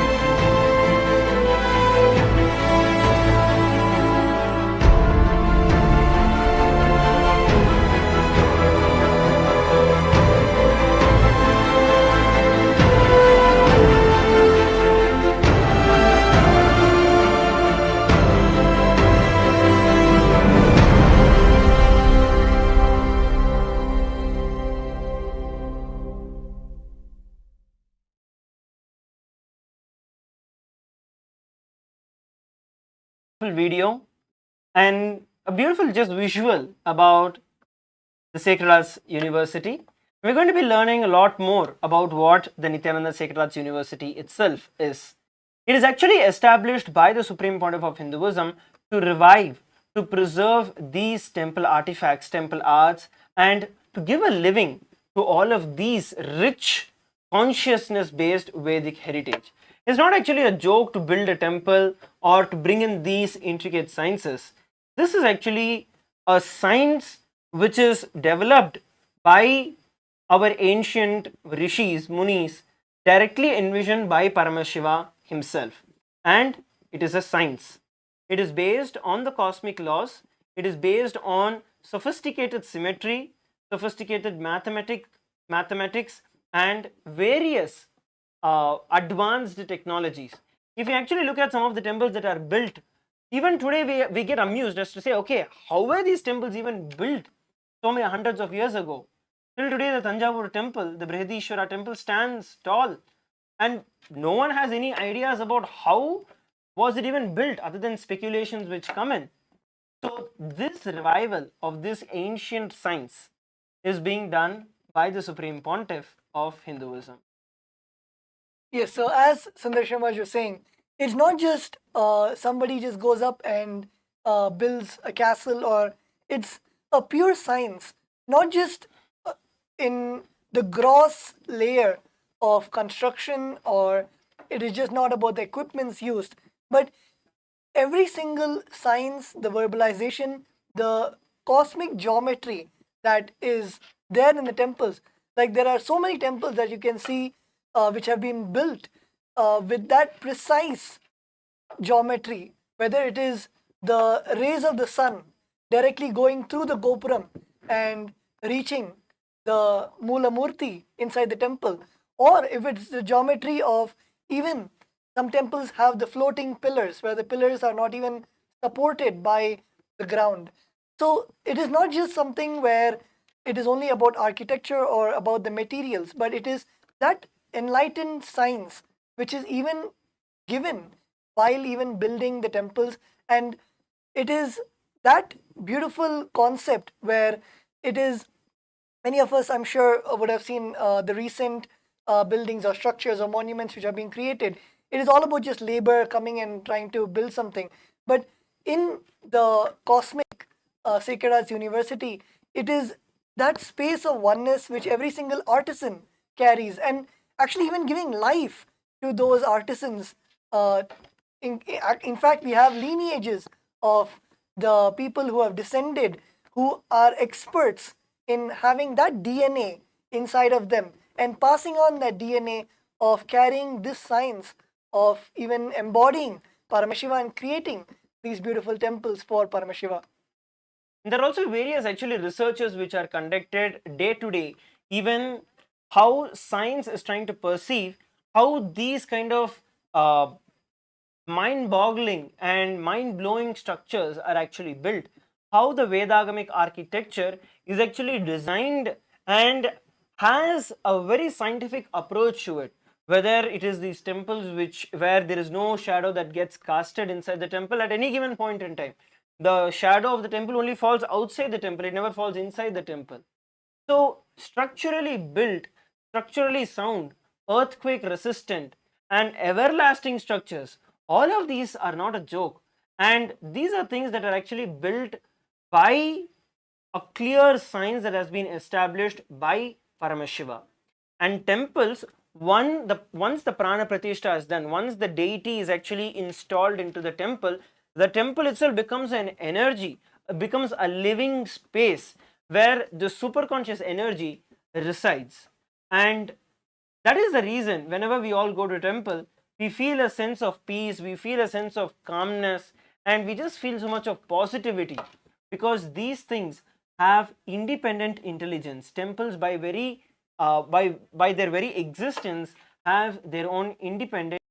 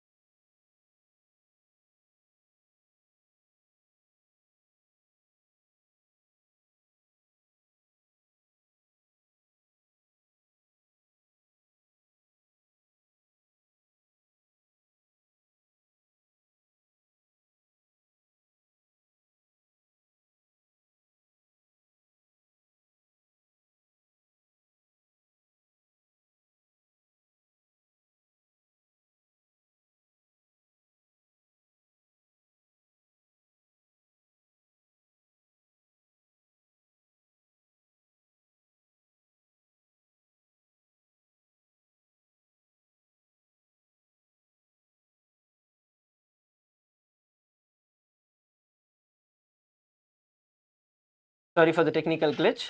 As we were explaining, the Supreme Pontiff of Hinduism actually envisioned the Sacred Arts University back in 2003, and many of you would have visited our temples back in, whether it's in the US, whether it's all over the world, whether it's in India, all of you would have visited our temples, and all of them are actually personally carved by the Supreme Pontiff of Hinduism himself.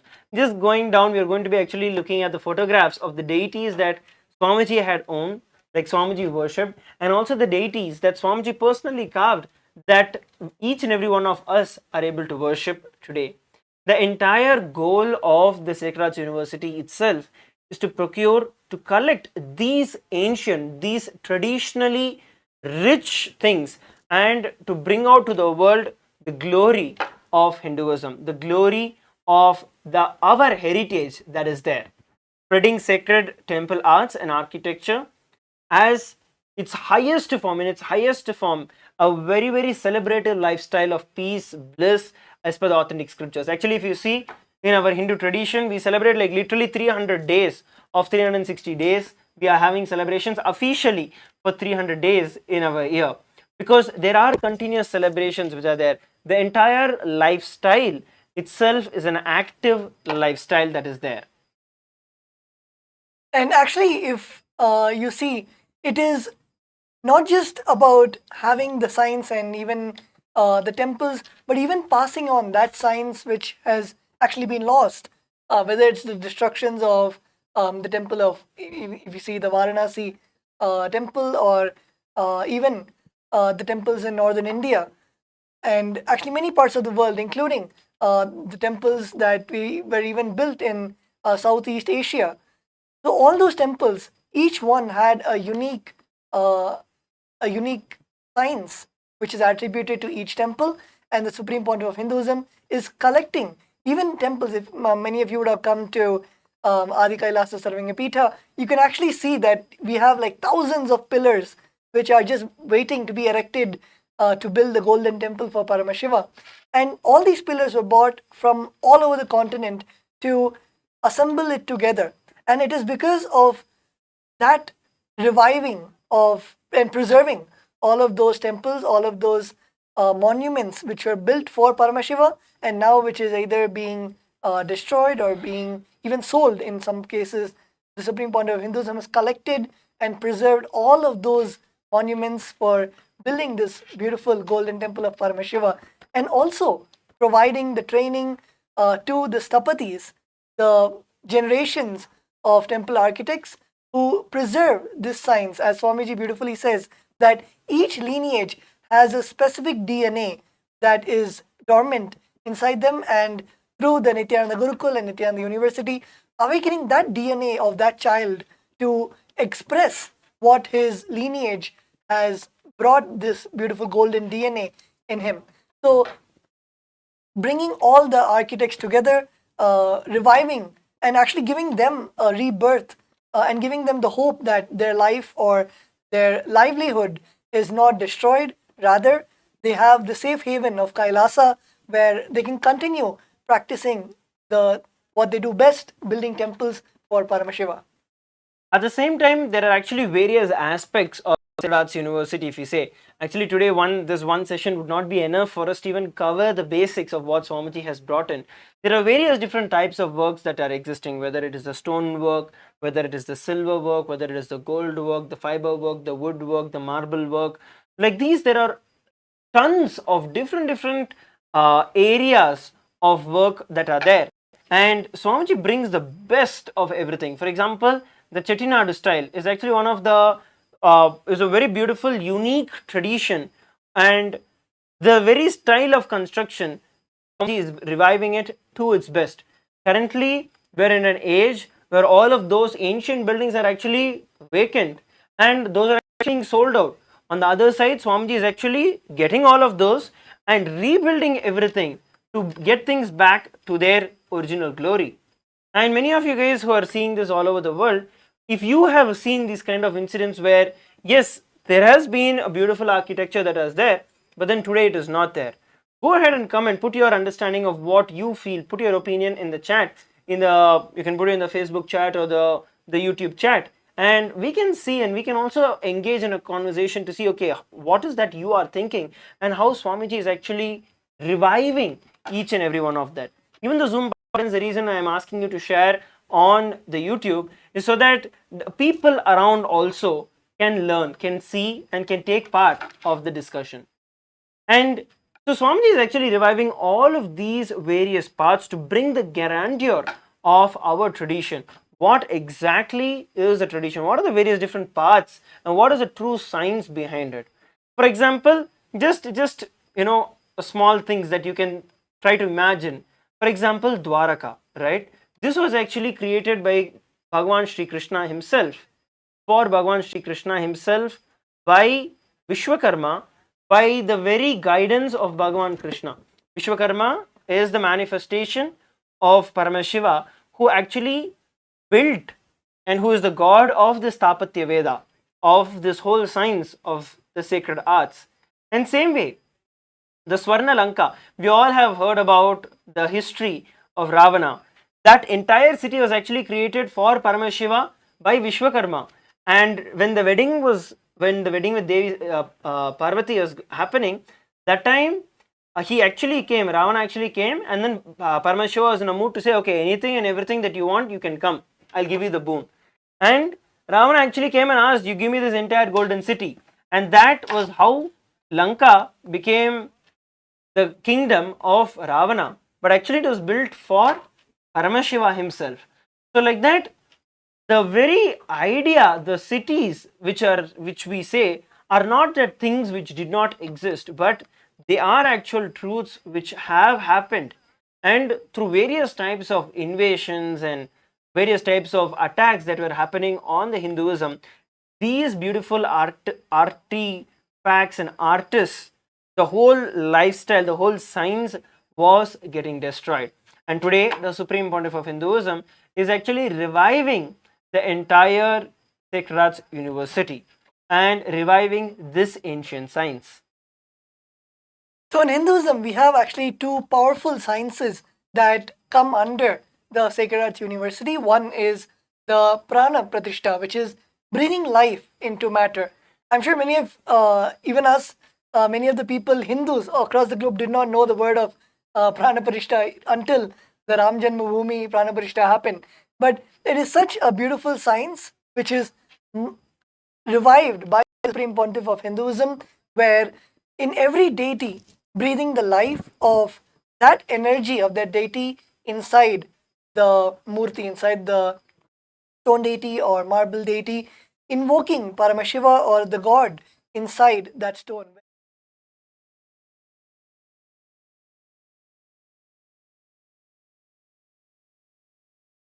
Itself. And the second is deification, the science of immortality, and the science of making the highest energy stay in matter is available only in Sanatan, in the Dharma. And actually Swamiji beautifully shares about this, that the beauty of Sanatana Hindu Dharma is that it is a science where you are able to manifest these divine beings in each and every one of us, and at the same time enter the cosmos, like get the cosmos into the Achala Murti, which is the deities. And when the cosmos descends in the human body, they are the incarnations, like our beloved Swamiji. And when through this science, through this way, when you initiate, or when an incarnation initiates the deity, the stone in which the carving is there, the deities, individual deities from Kailasa, whether it is Paramashiva, whether it is Subramanya, whether it is Devi, all of them land into those deities, those carvings. So they are not just anymore statues, but they become their own independent energy. And they start becoming the base of an enlightened ecosystem which is there. And like this, the Supreme Pontiff of Hinduism has created so many deities, has done the Prana Pratishtha for hundreds of temples, hundreds of thousands of deities around the world, right from the Padukas of Swamiji to various deities which are there. Here are actually some photographs that you can see about how these large scale carvings are happening. These are some of the photographs of our beloved Swamiji himself, where we can look at the 15 feet deity of Swamiji, and then we have another 10 feet deity of Swamiji. Like these, there are various deities. We're going to be looking at some more photographs, but before that, I'm going to ask Tattva Maharaj to share further about the deification process. So, in Hindu tradition, we have mastered the science of making the body to live in the zones of the enlightened vertical time zones through the deification process. I'm sure many of you would have heard about Ramanuja, how he is still available in the body in Srirangam, where just in the Jiva Samadhi, he's available for all of us to relate with him, to ask him anything you want. Same way, the Supreme Pontiff of Hinduism has revived and manifested that science of deification. So let's hear this beautiful video satsang given by the Supreme Pontiff of Hinduism on the science of immortality.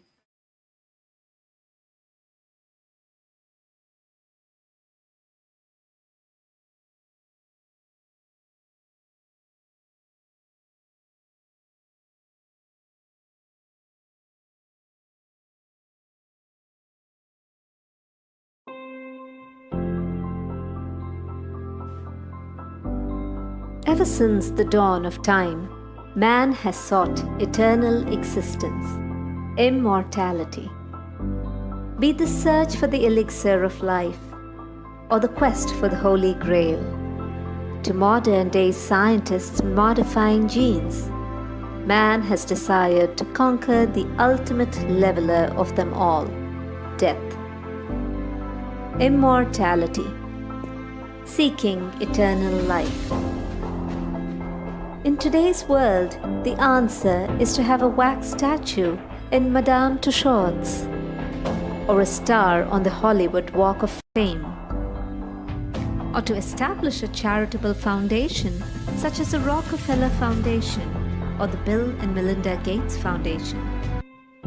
For most, this quest for immortality is expressed via biology, the instinct to pass on our genes through our children long after our body dies. Various ancient cultures have searched for immortality in different ways. One of the most well-known quests was deep in the massive pyramids of Egypt by the kings and the queens of ancient Egypt, the pharaohs. The civilization explored the science of preserving their bodies through mummification and created large pyramids as mausoleums to their greatness. Mummification involved embalming the bodies and packing them with sawdust and rags, sealing the open cuts with wax, and then wrapping them with linen bandages. The ancient Egyptians' art of mummification was not with the mere aim to preserve their bodies, but an attempt to achieve immortality itself. Mummification was, however, a primitive level understanding of this science of immortalization. The modern scientific quest for eternal existence is unraveling as being able to live in a computer simulation and link your mind to millions of others, achieving unlimited intelligence. An international collaboration led by researchers at UC Berkeley and the US Institute of Molecular Manufacturing has published an analysis predicting that nanotechnology breakthroughs are inevitably leading us to develop a human brain cloud interface. It is Sanatana Hindu Dharma which gave the most precise way of immortalization in the profound science of deification, the science of Divya Sharira. Amritasya Putra, you are the sons of immortality. You are, by your very nature, immortal. There is no need to achieve it. There is no need to achieve it. The immortals, Chiranjeevis, mentioned in Sanatana Hinduism are Prahlad.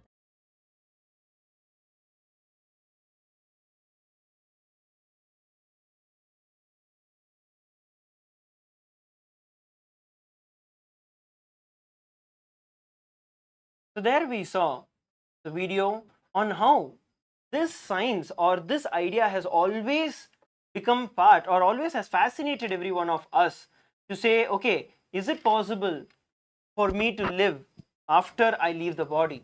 What is this process of mummification? What is this process of deification? The science, the Hindu science, the Hindu Sanatana Dharma has a very clear methodology and science where once you leave the body, right, after that there are various types of samadhis which are there, but when a Shivalinga is actually established on top of somebody who leaves their body or on top of the samadhi, and then the puja, the worship happens, that soul rests in the highest of these platforms, highest of these time zones, the vertical time zones, through which for eternity they are able to receive and stay in that higher time zones which are there. So mummification is like a very, very basic idea which is there, but the very understanding of deification is a whole altogether a different level of going up. And if you want to be a part of this, if you want to become a part of this ancient science, and if you want to become a part of this revival of this ancient science, go over and you can register for yourself at sksjp.org/contribute. This is the place where you can actually decide to be a part of this ancient revival and to learn these various truths, to learn these various sciences. You can see in this graph that is actually being projected, it will be projected for you shortly. Here you can look at the various levels of vertical time zones which are there, and only comes all the way from Bhurloka to the Swarloka. But if we look at the deification process, it goes all the way to Kailasa, and these are sciences which are already established clearly, and deification is 1,000 times more powerful, 1,000 times more greater than the very methodology of mummification. So if you want to receive and if you want to be part of this, you have an opportunity to do that by becoming a Sarvanyapita Yajaman or a Sarvanyapita Karta, where you can get deified. That is what I would like to cover in this part here, where you can get deified, where when your deity is installed and in a stone or in various materials which are there and being worshipped, your very state raises itself to the higher time zones which are there. And this is the greatest thing that you can have. The first biggest thing is for you to be in the breathing space of the master, of the incarnation of Paramashiva, our beloved Swamiji. Now you all have an experience, you all have an opportunity where you can continue to receive, you can continue to be in the space not only while you're in the body but even after you leave the body by this process of deification. And Swamiji has actually opened this out for each and every one of us around the world. You can see the photographs of the various deities of the Sarvanyapita Yajamans and Kartas, and they will be deified forever in the form of these deities which are there. Actually, if you all have noticed, in all of the temples which are there, where all the ancient temples, all the traditional temples, on the pillars you will see the deities, the sculptures of various human beings, let's say, where they are all the people who lived their life for Paramashiva and today they have become eternal. And towards this, we have worked to get the best stones that are there for the deification process, identifying the best stones which last forever, and specially analyzing. There are like intricate ways of how you analyze whether the stone is old, how old it is. Of course, today we have a lot of like the advanced methodologies like this carbon dating and so on, but there are also very traditional methods about how a rock is chosen, whether a rock is male or female, and if the rock has a neutral gender, then that would only be used for the pitam, which is like the base, and a male deity would only be carved in a male stone and the female deity would only be carved in a female stone. And there are very clear sciences of identifying how these happen. So meticulously chosen stones are being used for the carving of the deities, And here we are actually looking at some of the photographs that were taken during the initial stages of the deities of our Sarvanyapita Yajamans and Kartas being deified into this. So these are some of the photographs, all of you can look at it and enjoy, where the deities are taking shape, and for eternity they're going to be there in our temple and receive worship. So as long as the sun and the moon exist, as long as the sun and moon are there, you are going to be worshipped and you will receive the signs. You get an opportunity to exist as long as sun and moon are there. All of you can see the various decorations, the bodials, which is the base.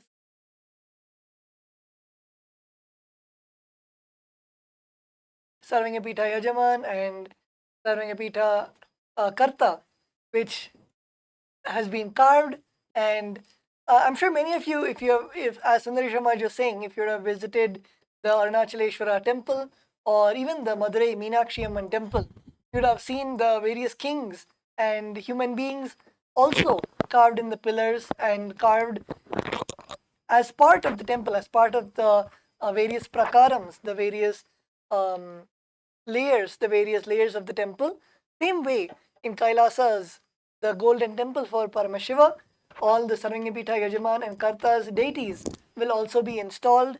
And as Sundari Shamar said, the sun and moon, till the sun and moon exist, you will also be existing as in the Parivara of Paramashiva, in the temple prakaras of Paramashiva. So as we are looking at now, you can look at the statistics of the 25 years of the establishment of the Sacred Arts University, the Nithyananda Sacred Arts University, and what all we have accomplished till date. For example, this is actually a short category of the different types of works that are there. For example, the metal work, till date we have 562 statues that have been made, 562 deities which have made, which is over 17 tons, 17,325 kgs, kilograms of metal deities that have been made. And then you have the stone work, the granite work, which is about 2,674 deities, which weighs a whopping 1.7 million kilograms of deities. That is a huge amount of deities that have been carved. And then we have the marble, which is marble deities. Many of you would have seen Swamiji's deities, Bhagavan Sri Rama, and various other deities carved in marble. And we have 482 such deities, which is over 96,400 kgs. And then we have woodwork, where the deities are made. We have 261 such deities. And if you see, there are these rathams, there are these vahanas, which are the deities, which the deities actually sit on or are placed on during the Brahmotsams when the pujas happen. Or if you look at the golden throne on which Swamiji is sitting, so that is actually carved in wood, and then it is then sheeted with gold. So the golden sheets are placed on top of it for the golden color, or if it is silver, then it is made of silver. So like that, various different metals are used. And of course, we have the jewelry and the decoration work that is there. We have made to over 1,280 deities till now. So this is a brief statistic of the various different accomplishments from the Sacred Arts University, and you all have an opportunity to be part of this great revival. So if you want to be part of this revival, if you want to be part of making this science available for the future and revive it to its full glory, you can take this time to register yourself to become a Sarvanyapita Yajaman or the Sarvanyapita Karta, and the scroll will be posted, is being shown for every one of us. It is sksjp.org/contribute, and through this you can actually sign up to become a Sarvanyapita Karta or an Yajaman, and we shall reach out to you. And very soon the darshan is going to be starting, and we request all the participants who are there, please take a few moments, call out, reach out to your family members, reach out to your friends, reach out to every one of your relatives, and let us come back together in a few moments as we take this time to call our friends, our family, and everyone as we enter into the preparation to receive the darshan of the Supreme Pontiff of Hinduism.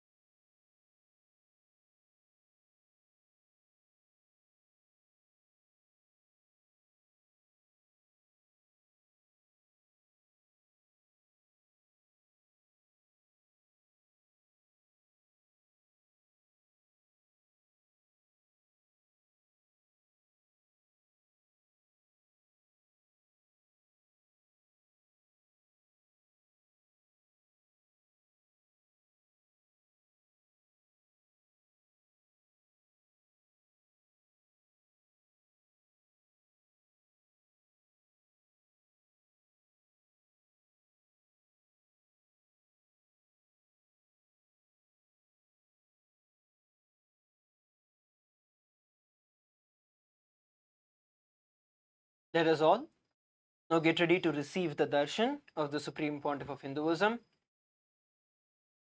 As we prepare to receive the darshan of the Supreme Pontiff of Hinduism, there are a few things that we'd like to share with every one of you so we can prepare to receive the darshan of Bhagavan Lingamurti manifesting through the Supreme Pontiff of Hinduism. Today, the Supreme Pontiff of Hinduism is going to manifest the very energy of Paramashiva as the Lingamurti, the happening of Paramashiva as the primordial form of the Linga. And while the darshan is going to take place, what is the best way we can receive the darshan? What is the best way for us to experience the darshan? That is what we are going to be learning now. And the first thing, while we are all going to be receiving the darshan, what we can do is to take this opportunity. What are all the various different powerful cognitions that we have learned throughout the entire day today? Let us take a few moments to recollect all of those powerful cognitions. Take a few moments and just pen down what are the different powerful cognitions you want to make as part of your life. What are the different powerful cognitions you want to make it as a reality for you in your life? Just pen those down, because during the darshan, what happens is when Swamiji is embodying Bhagavan Paramashiva's form of Lingamurti, the very state of consciousness, the very neurons in the brain start reflecting that higher consciousness.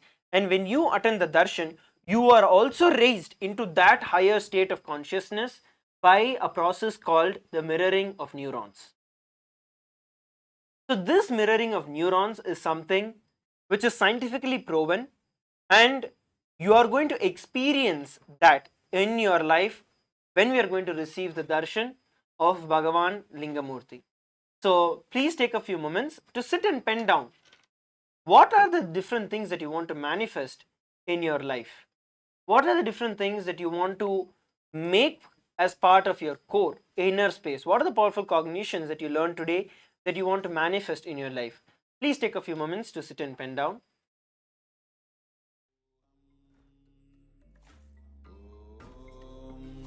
Nithyananda Paramashivoham Om Nithyananda Paramashivoham Om Nithyananda Paramashivoham Om Nithyananda Paramashivoham Om Nithyananda Paramashivoham Om Nithyananda Paramashivoham. Pen down the intention that you want to manifest as reality during this darshan of Bhagavan Lingamurti. Whether you want to manifest health or wealth or relationships or any desire or any cognition you want to manifest as reality, as your reality, pen down. And during the darshan, be in that immense space of receptivity and the space of Sohamasmi. I am Paramashiva, Paramashivoham. And in that space, immensely sit with that blissful awareness. Whatever you want to manifest as reality, Swamiji, Bhagavan Paramashiva will automatically grace you. Whether it is manifesting health, in the mirroring of neurons, it is that highest biomemory, the bioenergy which is being mirrored inside you. So even that's why as powerful diseases like cancer or diseases which are terminal are immediately healed just by one darshan, just by receiving the darshan of Paramashiva. I also like to tell all the participants to invite your family, invite your friends, invite whoever you think this darshan would be the best that they can have in their lives, and for them to experience this same beautiful darshan that all of you, I'm sure, experienced yesterday. Call all your family and friends and